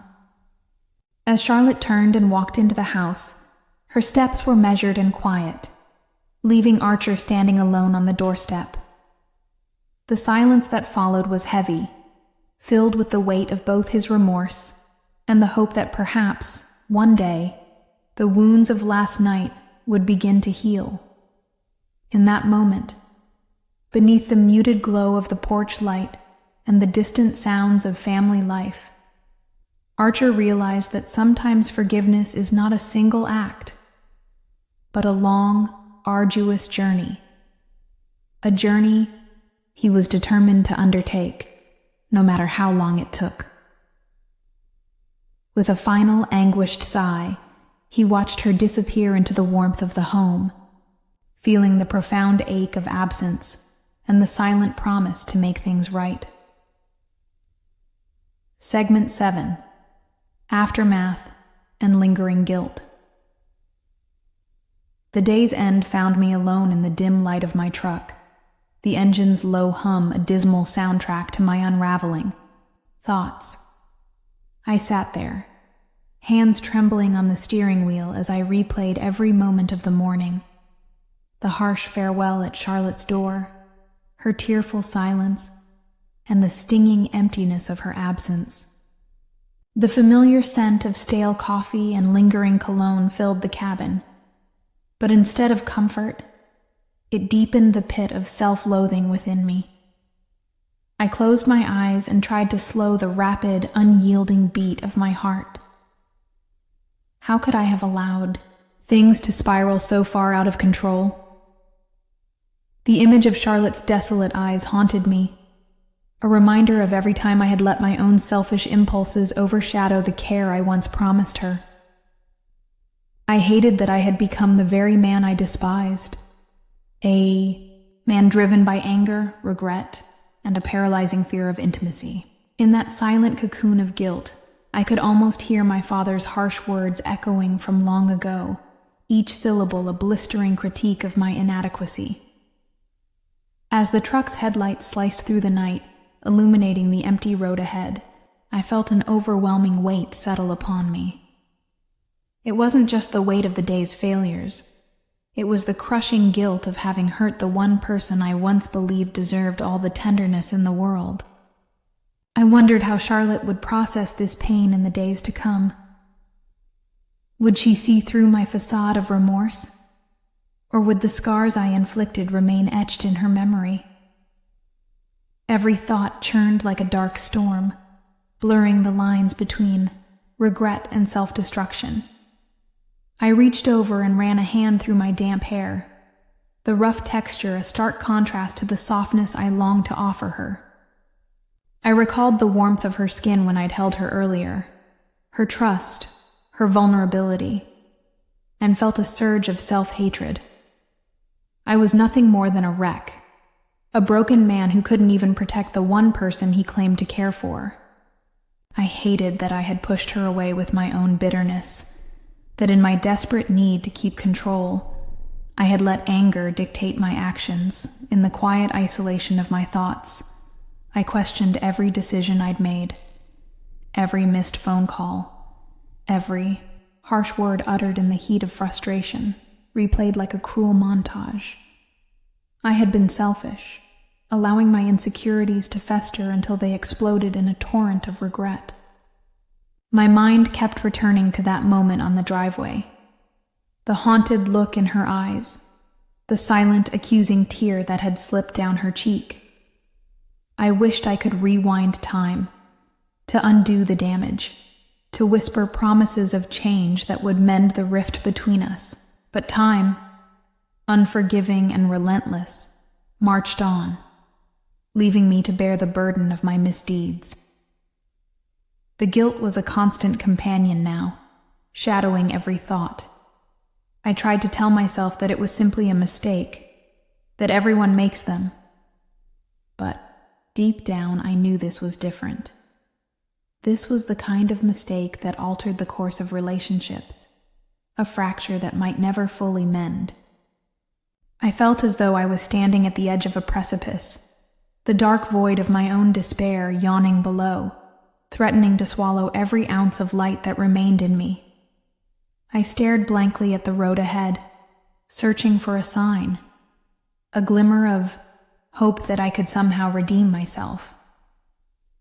But all I saw was the endless stretch of asphalt, mirroring the barren landscape of my inner world. The silence in the truck was suffocating, punctuated only by the occasional hum of the engine and the distant sounds of a city that had long since forgotten my name. In those lonely moments, the enormity of my failure was laid bare. I had not only hurt Charlotte, I had also lost a piece of myself. I realized that I was at a crossroads. One path led to continued self-destruction, and the other, a hard, uncertain journey toward redemption. The thought of trying to repair what I had broken filled me with dread, yet it was the only way out of this spiral of guilt. I vowed then, in the darkness of that quiet truck, to make amends. I would try, however difficult it might be, to reclaim the parts of me that had been lost to anger and regret. I would seek forgiveness, not only from Charlotte, but from myself, a daunting task for a man who felt unworthy of love. The road ahead was shrouded in uncertainty, and I knew that this guilt would not vanish overnight. But perhaps, by facing my demons head-on, I could begin to untangle the mess I had created. As I finally started the truck and merged onto the quiet highway, the weight of my remorse pressed heavily upon me. The drive back to campus became a blur of introspection, each mile a reminder of the hurt I had inflicted and the lonely, winding path toward atonement. I didn't know if Charlotte could ever truly forgive me, but I knew that I had to try, if only to silence the relentless voice in my head that screamed I was a failure. In that moment, I promised myself that I would find a way to be better, to be the man she deserved, even if the journey was long and fraught with pain. And so, with the night stretching out before me like an endless, somber road, I drove on, each mile a step toward redemption, each breath a struggle against the tide of self-hatred that threatened to drown me. Chapter 24. Aftermath and Daily Routine. Segment 1. Waking Up on Friday Morning. Charlotte woke with a start, her eyes snapping, open to the pale light filtering through the curtains. The remnants of restless dreams clung to her like cobwebs, each fragment a disjointed echo of the previous night's chaos. Her heart still pounded in her chest, an unwelcome reminder of the overwhelming emotions that had cascaded over her hours before. As she lay in the cool stillness of her dorm room, she couldn't shake the heavy feeling of being haunted by every harsh word and every silent moment that had passed between her and Archer. The room, usually a sanctuary of solace and soft memories, now felt oppressive. Every corner seemed to whisper reminders of her conflicted state, as if the very walls knew her secret pain. She pulled the duvet tighter around her, as if physical pressure might stave off the swirling storm of regret and longing inside her. Her thoughts wove together in a relentless loop, flashes of Archer's distant eyes, the sting of his words, and that bitter taste of unreciprocated hope that clung stubbornly to her tongue. Charlotte's mind drifted back to the vivid images of last night. The electric charge in the air when Archer had been near, the hushed moments when his gaze met hers, and the crushing silence that followed his final departure. It was as if the night had stolen a piece of her, leaving behind a hollow ache that no amount of sleep could fill. Each beat of her heart was a painful reminder of what might have been and what was painfully lost. As she sat up slowly, every muscle in her body ached with the weight of unshed tears and lingering despair. The first rays of morning light painted the room in a subdued, melancholic glow. Charlotte reached over to switch off the buzzing alarm, a mechanical interruption that somehow paralleled the relentless intrusion of her thoughts. With a heavy sigh, she swung her legs over the edge of the bed, her bare feet meeting the cold, unyielding floor. It was a jarring sensation, one that jolted her further into the reality of the day. She knew she couldn't hide beneath the covers forever. The day awaited, indifferent to her inner torment. As she shuffled toward the mirror, Charlotte's reflection startled her. The tired hollowness in her eyes, the slight puffiness around them, and the subtle tremor in her lips told a story of sleepless nights and heartache. For a brief, painful moment, she allowed herself to confront the raw vulnerability that the mirror forced upon her. "What happened to me?" she thought, voice silent but full of sorrow. "When did I become so fragile?" The question echoed in her mind, mingling with memories of lost confidence and moments of bitter regret. In the small kitchen of her dorm, the aroma of freshly brewed coffee offered a semblance of comfort. Yet, even that familiar scent couldn't erase the heaviness that clung to her like a second skin. Charlotte mechanically prepared a cup, her hands moving through the motions with an absent rhythm. Every sip was a small act of defiance against the despair that threatened to engulf her. But each swallow was also a reminder of the loneliness that sat in the quiet corners of her mind. Her daily routine had always been a steady anchor in turbulent times, but now even that felt disrupted. The mundane tasks, washing dishes, checking emails, and tidying her space seemed like futile attempts to reclaim a sense of normalcy.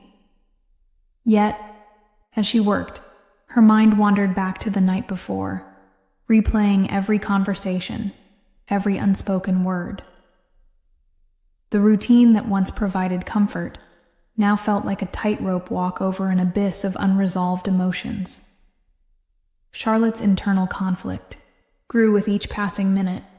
On one hand, she yearned to support the team at the upcoming home game, to feel the camaraderie and warmth of shared triumphs among friends. On the other, the weight of Archer's distant behavior and the painful memories of last night left her hesitant. The anticipation of stepping into the stadium, surrounded by cheering fans, vibrant energy, and the promise of a communal victory, was tainted by the shadow of her personal sorrow. As she finally dressed, Charlotte hesitated over the familiar pieces of her USC apparel, each item a reminder of her connection to a world that now seemed so far away. With each layer, she felt a growing tension between her public persona and the private anguish she harbored. The ritual of dressing became a symbolic battle, a fight to reconcile her inner turmoil with the expectations of strength and resilience. Sitting at her small desk, Charlotte scribbled in her journal, attempting to capture the cacophony of her emotions in words. The act of writing was a tentative lifeline, a way to impose order on the chaos inside her. She wrote about the vivid images of the night, the hurt, the longing, the ambiguous promise of something more. And as the ink flowed, she began to wonder if these feelings might someday find their resolution.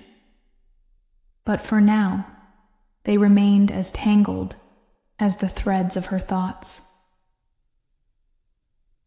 In the silence of the morning, as Charlotte prepared to face the day, she knew that the scars of the past night would not vanish so easily.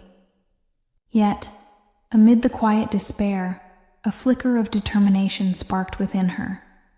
She vowed to confront her inner demons, to seek solace in the small routines that anchored her, and to find a way to heal, no matter how slowly.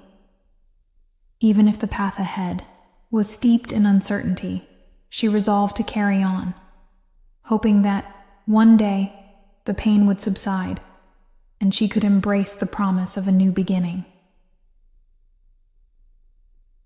Segment 2. Shower and Self-Talk. Charlotte stepped into the shower, the cool tile underfoot, echoing the chill that had settled in her heart. The water, when it finally began to fall, felt like a soft cascade against her skin, a gentle, unspoken promise of renewal. In that small, steamy sanctuary, the world outside receded, leaving her alone with her thoughts and the rhythm of falling water. As the water hit her shoulders, it blurred the sharp edges of her inner turmoil. Each drop carried away a whisper of doubt, washing over the remnants of last night's pain and the heavy burden of her conflicted emotions. She closed her eyes, letting the warmth seep into her bones, a contrast to the cold reality that had haunted her dreams. For a moment, the water was her ally, a cleansing force that could dilute the bitterness and insecurity clinging to her like a second skin. Her mind drifted to the events that had upended her peace, the harsh words, the silent accusations, and the feeling of being diminished by Archer's distant, uncharacteristic behavior. The images played in slow motion behind her eyelids, a montage of regret and unresolved questions. "Why do I feel so small?" she whispered to herself, her voice barely audible over the steady hum of water. "Am I not enough?" These questions were not new, but now they hit her with an intensity that was hard to ignore. Under the steady stream, Charlotte began to speak to herself in a quiet, measured tone. "This is my time," she murmured, as if the shower were a confessional and the water a forgiving presence. "I am more than the echoes of hurtful words or the sting of rejection." She traced the droplets on her arm, watching as they gathered into tiny rivulets before disappearing down the drain. In that simple, transient journey, she saw a metaphor for her own life, moments of beauty and clarity, ephemeral yet transformative. The sound of water tapping against the tile became a mantra, each beat reminding her that she had control over her own narrative. "I deserve to be heard," she repeated, her voice growing firmer with every drop. "I deserve respect, and I deserve boundaries." The water, once a mere physical sensation, now spoke to her on a deeper level, an echo of her internal strength, urging her to reclaim her identity and stand tall against the waves of self-doubt. Charlotte's thoughts turned to the way Archer had treated her, the curt words, the absence of the secret smiles and warm embraces that once made her feel cherished. In the solitude of the shower, those memories splashed around her, unbidden and raw. Yet, as the water rinsed her hair and skin, she also felt a surge of determination. "I will not let his words define me," she vowed silently. "I am more than his fleeting anger, more than a pawn in his troubled game." The metaphor of the water became a declaration of her own power. Just as water erodes stone over time, she could wear down the unkindness that had accumulated within her heart. She paused for a moment, letting the water cascade down her face, mixing with the silent tears that she no longer tried to hide. "Let this be a new beginning," she thought. "I choose to embrace who I am now, strong, resilient, and unapologetically me." The droplets glistened on her skin, catching the light like tiny beacons of hope, each one a reminder that even the smallest act of self-care could pave the way to healing.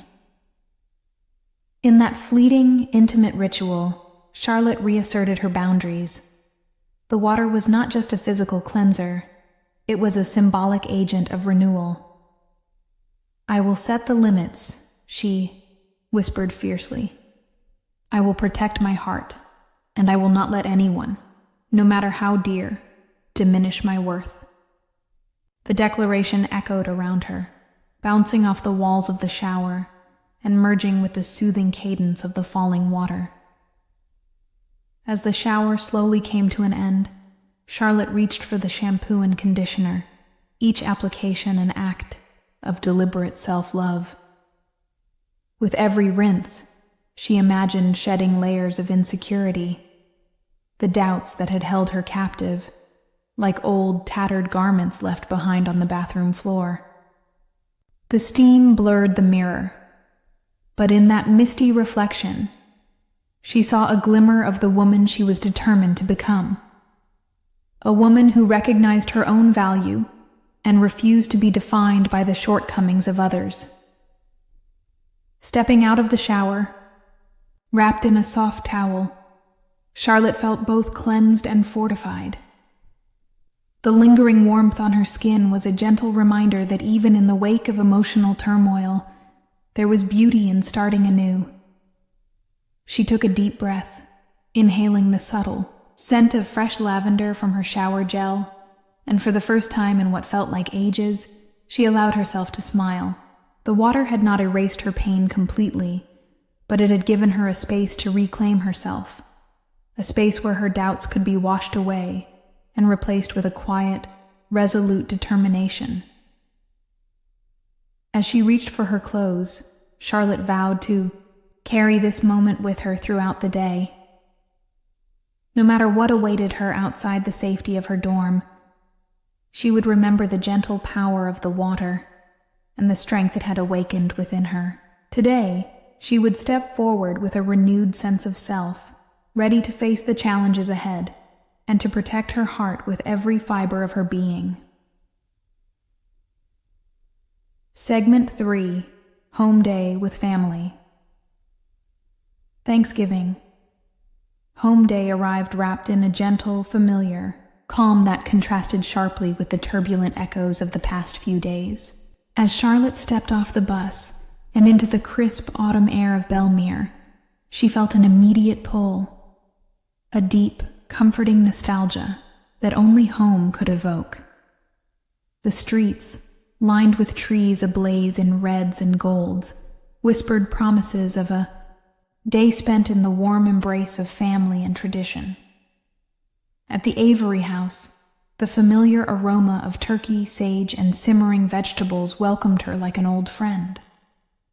Stepping through the front door, Charlotte was instantly enveloped by the comforting routine that had defined her childhood. The house was alive with subtle sounds, the clatter of utensils in the kitchen, soft murmurs of conversation, and the gentle hum of the refrigerator.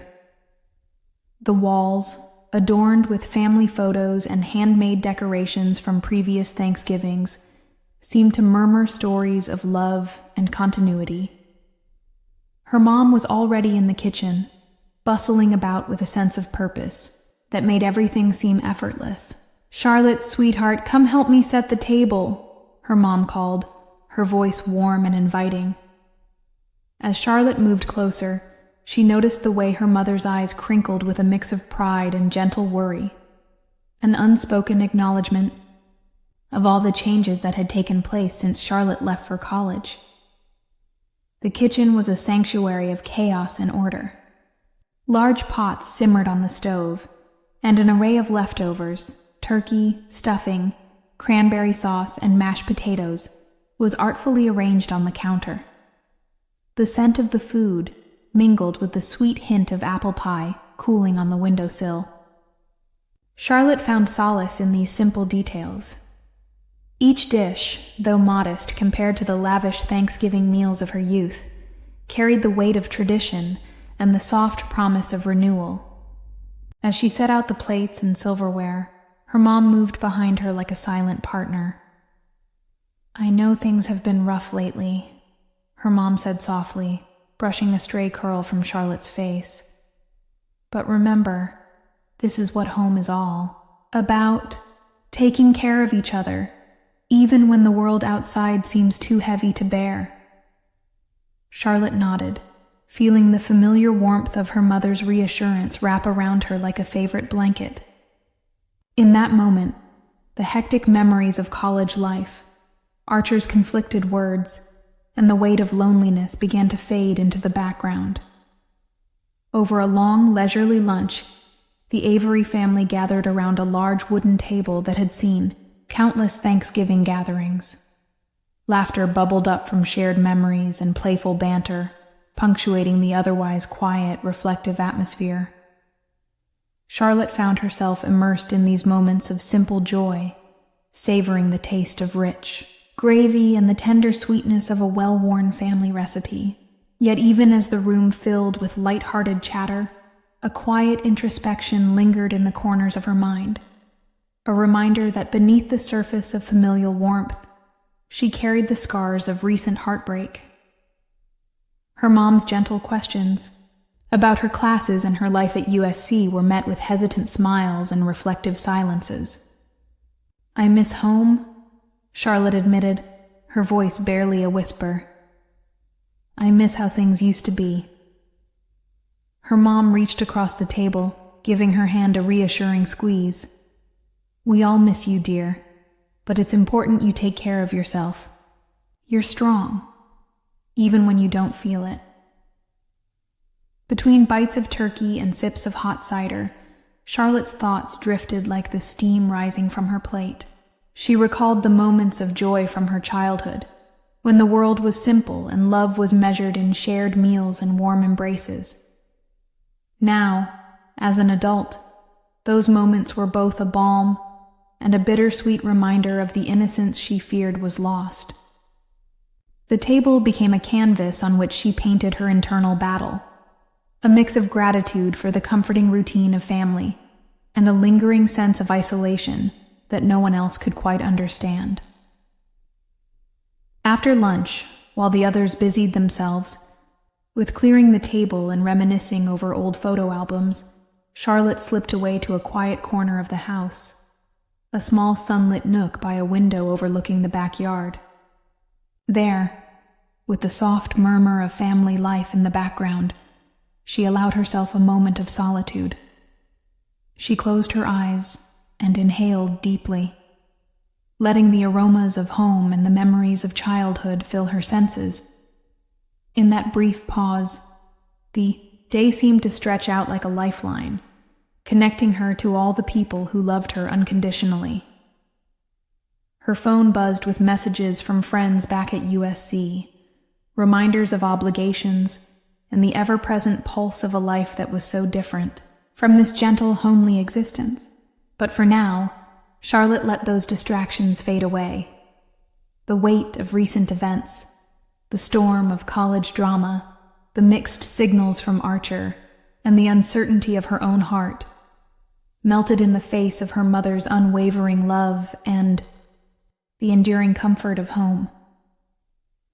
By the end of the day, as twilight crept over Belmere and the chatter of family life softened into a lullaby of shared history, Charlotte felt a quiet resilience take root within her.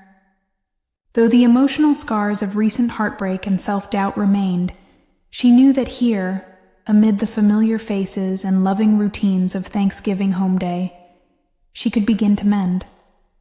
The comforting rituals, the taste of leftovers that carried echoes of past celebrations, and the gentle, reassuring presence of her mom all served as a reminder that no matter how far life took her, home was always a refuge, a place where she was loved, valued, and most importantly, enough just as she was. With the day drawing to a close, Charlotte prepared to join the rest of her family for a simple dinner, her heart a quiet tapestry of both sorrow and hope. In that delicate balance, she found a sense of strength to face the uncertainties of the future, knowing that even when love felt elusive, the warmth of home could always light her way. Segment 4. Interruption and return of Archer. Charlotte had barely begun to settle into the comforting rhythm of her home day when an unexpected sound broke through the soft hum of family chatter. It was a gentle knock at the front door, a sound that carried with it a weight of anticipation and quiet dread. For a moment, she paused, her heart fluttering in the delicate space between hope and resignation. In that pause, every memory of Archer's conflicted gaze and tender yet volatile touch returned in vivid flashes. The living room, bathed in the late afternoon glow that filtered through aged windows, seemed to hold its breath. Charlotte's mind raced with conflicting thoughts. Part of her yearned for his presence. The other part was still healing from the last painful encounter. She knew he was coming. The air itself felt charged with his quiet intensity.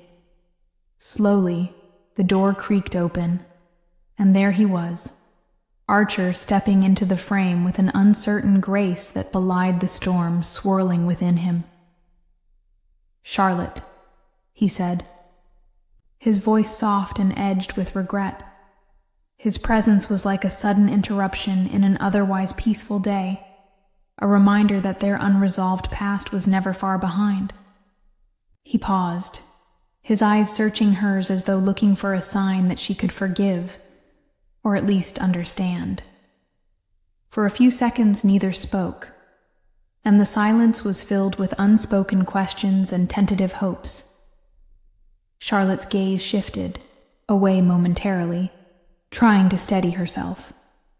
The warmth of the family around her, the gentle laughter, the clinking of silverware, and her mother's soothing hum, provided a temporary shelter.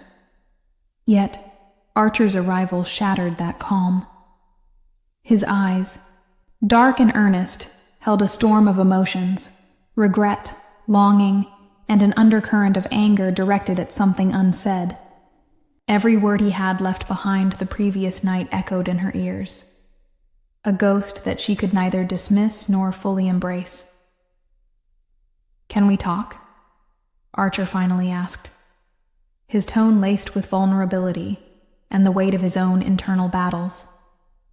His question was simple, yet it resonated like a plea. Charlotte swallowed hard, her throat tight with a mixture of fear and anticipation. She was forced to confront not just his presence, but also the raw emotions that lay dormant beneath her carefully constructed facade of indifference. "Now's not really a good time," she murmured, her voice wavering ever so slightly. But even as she spoke, she knew deep down that pretending otherwise would only deepen the chasm between them. Archer, undeterred, took a tentative step forward. His eyes, shining with an earnestness that made her heart ache, never left hers. "Charlotte, I'm sorry," he said again, his words barely above a whisper, yet laden with sincerity. He hesitated, as if searching for the right words that could bridge the distance between them. "I didn't mean to hurt you. I lost control." His confession, so raw and unfiltered, hung in the air. The moment was fragile, and Charlotte could almost feel the gravity of his remorse like a tangible force between them. The tension was palpable. A silent battle waged in glances and the slight tightening of hands. Charlotte's mind churned with thoughts of what could have been, mixed with the fear that each new encounter with Archer only deepened her wounds. Yet, despite the pain, she couldn't entirely push away the comfort his presence brought. It was as if his very presence demanded resolution, urging her to confront the complicated web of emotions that had entangled them. "Archer," she finally managed, her voice steady despite the quiver underneath. I can't pretend everything's okay." The admission was like a soft crack in the dam of her carefully maintained composure. "Your return. It forces me to face everything I'm trying to ignore. The hurt, the anger, the hope." Her words trembled, but they were true. In that moment, Charlotte realized that his coming back wasn't just a disruption. It was an unavoidable reckoning with her own heart. Archer's eyes flickered with a mix of relief and sorrow. "I know," he said slowly, as if each word cost him dearly. "And I don't expect you to just forgive me, but I need you to know that I'm trying. I'm trying to fix this mess, even if it means facing the parts of me I wish I could hide." His voice cracked with emotion, and for a brief second, the barrier between them seemed to crumble under the weight of shared vulnerability. In the quiet that followed, the only sound was the distant murmur of family conversation and the soft rustling of leaves outside. Charlotte looked at him, and in his gaze, she saw not just the reflection of her own pain, but also the promise of something more, a possibility of healing, even if it was shrouded in uncertainty. Her eyes filled with tears that she no longer tried to hold back. "I'm not sure I'm ready to forget," she whispered, "but maybe I can learn to live with this, to understand us." The words, tentative yet filled with an unspoken plea, hung between them like a fragile bridge over turbulent waters. Archer stepped closer, his hand reaching out to gently brush a tear from her cheek. "I want to try, Charlotte. I want to do whatever it takes." His sincerity resonated deeply within her, and for the first time in what felt like an eternity, Charlotte allowed herself a small nod, an acknowledgement that their journey was far from over, and that the road ahead might be as treacherous as it was hopeful. Their conversation, laden with subtle tensions and quiet admissions, marked a moment of profound reckoning. As they stood there, caught between the past's lingering shadows and the uncertain promise of a future together, the atmosphere around them seemed to shift. In that delicate pause, amidst the lingering echo of apologies and the soft cadence of their shared pain, Charlotte understood that the interruption of Archer's return was not an end, but rather a new beginning, one that demanded that she face her emotions head-on, no matter how deeply they were buried. Conversations over coffee. The diner's neon glow had long faded into the background as Charlotte and Archer settled into a secluded booth near the back, where the soft hum of conversation and clinking of cutlery seemed to create a private cocoon away from prying eyes.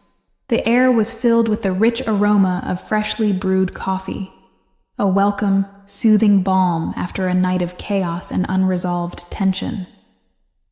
Charlotte's hands trembled slightly as she cradled her mug, the steam swirling up in delicate wisps that mingled with the flickering light overhead. Archer's gaze was steady, searching Charlotte's eyes for a trace of forgiveness, understanding, or even just an acknowledgement of the shared pain. The silence between them was heavy, charged with memories of the previous night, a night where words had been thrown like weapons, and the tender vulnerability they both desperately needed had been marred by misunderstanding. "Charlotte?"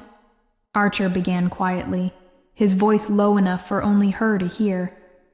"About last night. I'm really sorry." His tone was not just an apology.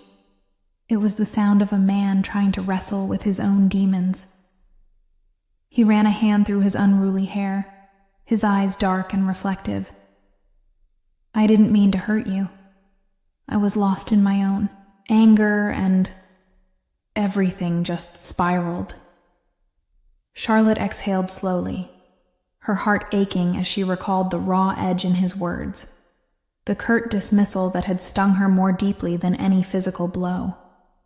"Archer," she replied, her voice wavering yet determined.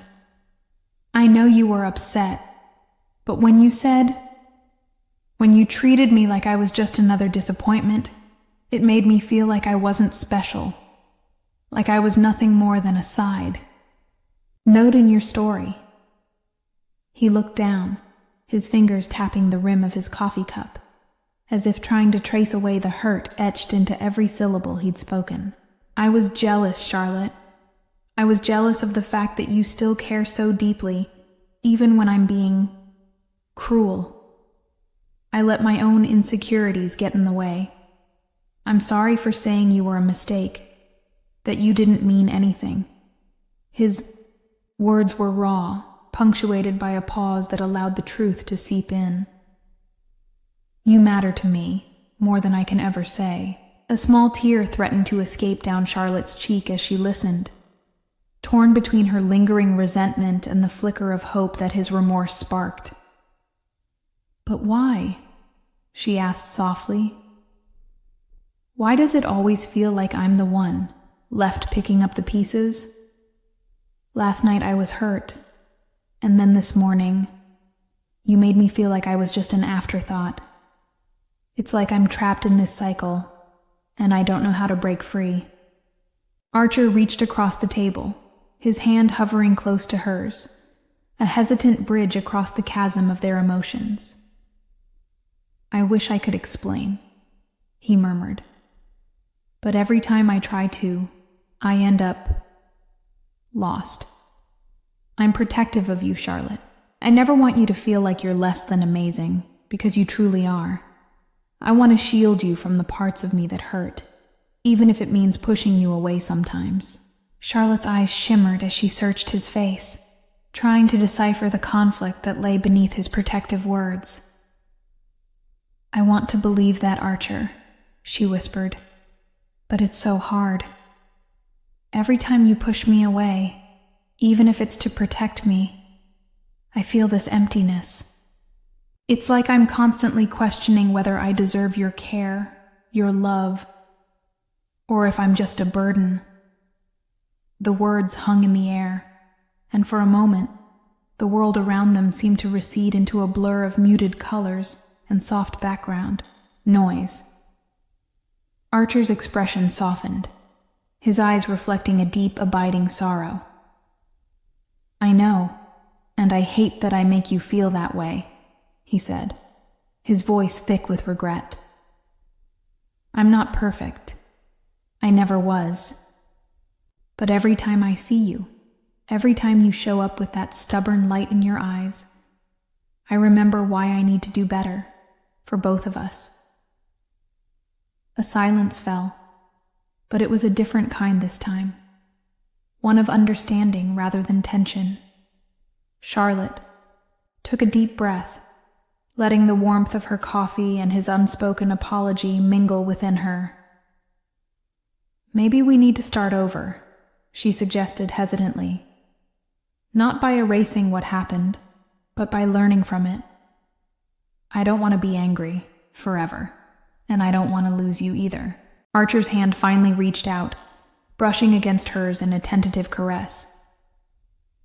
"I want that too," he replied, his tone a fragile blend of hope and fear. "I want to learn how to love you without hurting you. I want to be someone you can rely on, not someone who leaves you feeling like you're less than you are. Their eyes met again, and in that moment, the chaos of last night and the lingering pain of this morning began to give way to something more delicate, a tentative promise of change. Charlotte's heart pounded as she felt both the sting of past wounds and the subtle warmth of healing. "I'm willing to try," she said, her voice barely above a whisper. "If you are." Archer nodded, the sincerity in his eyes dispelling some of the darkness that had clouded his face. "I'm willing to try too," he said, his voice steady despite the tremor beneath it. "I promise I'll work on my mistakes, on my temper, and I'll always try to make you feel special, because you are."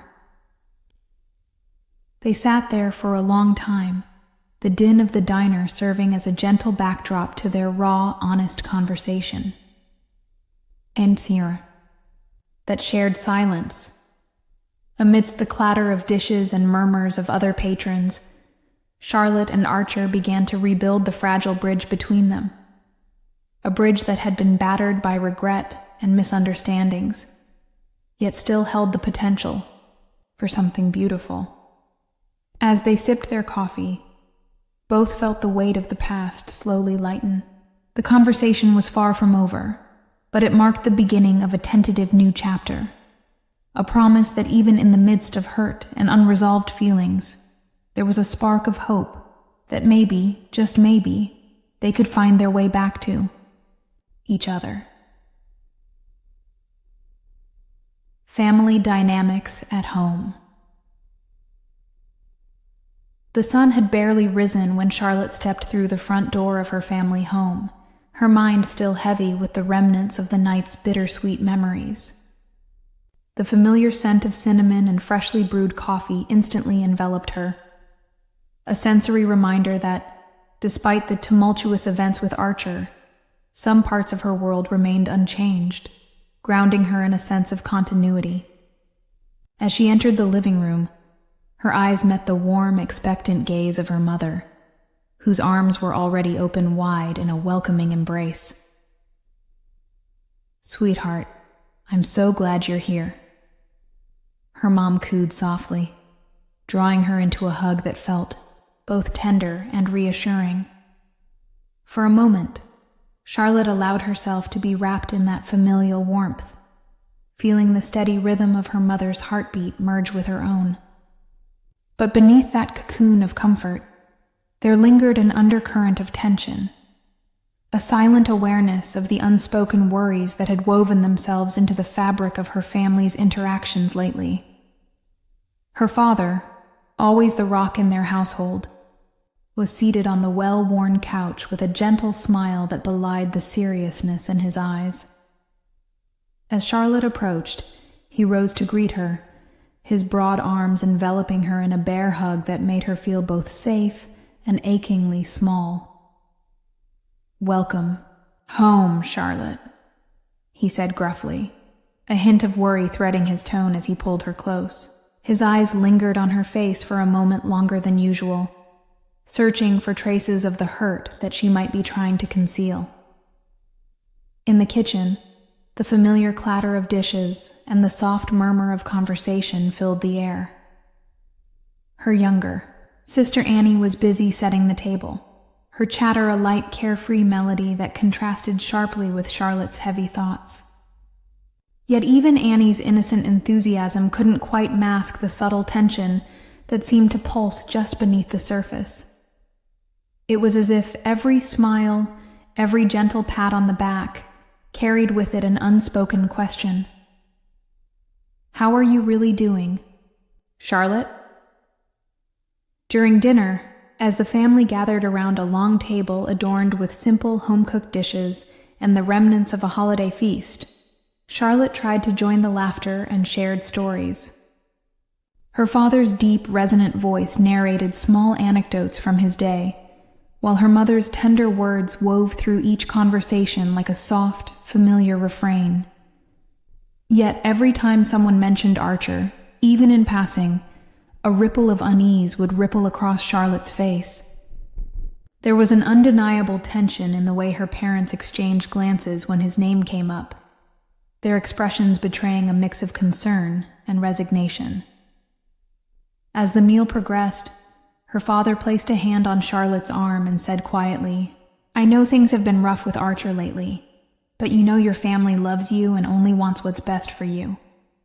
His words, though meant to comfort, echoed in Charlotte's mind, stirring a blend of gratitude and sorrow. She couldn't help but think back to the moments when Archer's behavior had left her feeling isolated and unworthy, even as her family's. Love had been an unchanging constant. That juxtaposition, warm familial affection against the backdrop of her own internal turmoil, made her heart ache. Later, when the conversation turned to future plans and family traditions, the topic of Archer slipped in again. Her mother, trying to mask her own concern with gentle humor, remarked, "We all hope that you'll find someone who treats you with the same kindness you give, just like we do." Charlotte forced a smile, but her eyes betrayed the hurt lingering from Archer's recent coldness. Her thoughts spiraled into an internal monologue. Did Archer ever truly see her for who she was, or was she always merely an afterthought in his turbulent world? During a lull in the conversation, Annie tugged at Charlotte's sleeve and whispered something that made her giggle, a fleeting moment of levity that temporarily dispelled the heaviness in her chest. In that moment, Charlotte realized how precious these small bursts of family joy were, yet also how starkly they contrasted with the unresolved conflict brewing inside her regarding Archer. It was as if the gentle warmth of her family life served as both a balm and a painful reminder of the void left by his unpredictable affection. After dinner, as the family dispersed into various nooks of the house, her father retreating to his study and her mother heading to the kitchen to tidy up, Charlotte lingered by the window. Outside, the dusk was settling, casting long shadows over the yard.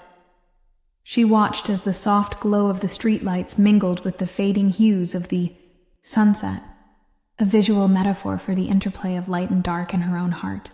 The embrace of her family had, for a brief time, shielded her from the storm of her emotions, but the specter of Archer's behavior still loomed large, coloring her world with uncertainty and melancholy. Her thoughts turned inward as she pondered the nature of love and support. Was it possible to hold on to the warmth of family while grappling with the pain inflicted by someone you cared about deeply? The question gnawed at her, each breath a mixture of gratitude for her familial bonds and a quiet despair over the fractured remnants of her relationship with Archer. In the quiet aftermath of the meal, as the house settled into a calm, almost reverent silence, Charlotte felt a renewed resolve mingled with an abiding sadness. She knew that navigating the choppy waters of love, family, and personal pain would be an ongoing struggle, a delicate balancing act that required both vulnerability and strength. As she finally allowed herself to drift into a reflective solitude, the comforting murmur of her family in the background served as a soft reminder that while some wounds might never fully heal, the steady pulse of love could still offer a measure of solace in even the darkest moments. Departure and lingering thoughts. Charlotte stepped into the dim light of the hallway with a heavy heart, each step echoing softly against the familiar floorboards as she gathered the few things she needed before leaving the house. The comforting hum of her family's laughter and the lingering aroma of home-cooked turkey still clung to the air. Yet tonight, every sound felt like a reminder of the quiet storm inside her. As she zipped up her bag, she paused for a moment. In the half-lit foyer, the weight of regret and hope intertwining in her chest. She glanced back at the living room where her family continued their gentle chatter, unaware of the turmoil she was about to leave behind. Her mind replayed snippets of the evening, the tender embrace from her father, the soft reassurance in her mother's eyes, and that bittersweet exchange with Archer. His absence tonight had been palpable, a void that had grown ever wider with every awkward silence. It wasn't merely the physical distance that pained her. It was the emotional gulf that had slowly formed between what she had longed for and what now seemed to be slipping away. Charlotte's thoughts turned to the promises she once made to herself, to never let the pain of another's coldness dull her spirit. Yet, as she prepared to depart, she felt the sting of regret at the way things had unfolded with Archer. His harsh words, his conflicted glances, and the hollow echo of his apology reverberated in her mind. The memory of his voice, low and edged, with bitterness, still haunted her, mingling with the warmth of the family around her. She wondered if she had misjudged him, if her desire to belong to him had blinded her to the warning signs of neglect and distance. In the quiet solitude of the empty hallway, Charlotte closed her eyes for a moment, letting herself feel the full spectrum of emotions. There was regret, an aching sorrow for having allowed her heart to be so vulnerable, for having stormed away in a moment of impulsive hurt. Yet beneath that regret, a fragile hope stirred within her, a hope that perhaps she could reclaim the strength that had once defined her, to rebuild herself anew away from the constant uncertainty of Archer's affection. Her thoughts wandered to the many conversations she had shared with Madeline over the years, how her best friend had always been the steady beacon amid the chaotic shifts in her love life. Madeline's reassuring words, the gentle reminder that she was worth more than being an afterthought, echoed in Charlotte's mind. "You deserve someone who cherishes every part of you," Madeline had said, and though the words had comforted her in the moment, they now served as a quiet manifesto for the boundaries she desperately needed to set. Determination crept into her reflections as Charlotte began to consider what her future should hold. No longer would she allow herself to be defined by fleeting moments of warmth that evaporated into cold distance. Tonight, as she stood at the threshold of departure, she resolved to forge a path where her worth was not measured by the occasional secret smiles or tight embraces that left her feeling simultaneously cherished and discarded. She knew that to protect her heart, she had to set clear boundaries, ones that would allow her to love freely without sacrificing her self-respect.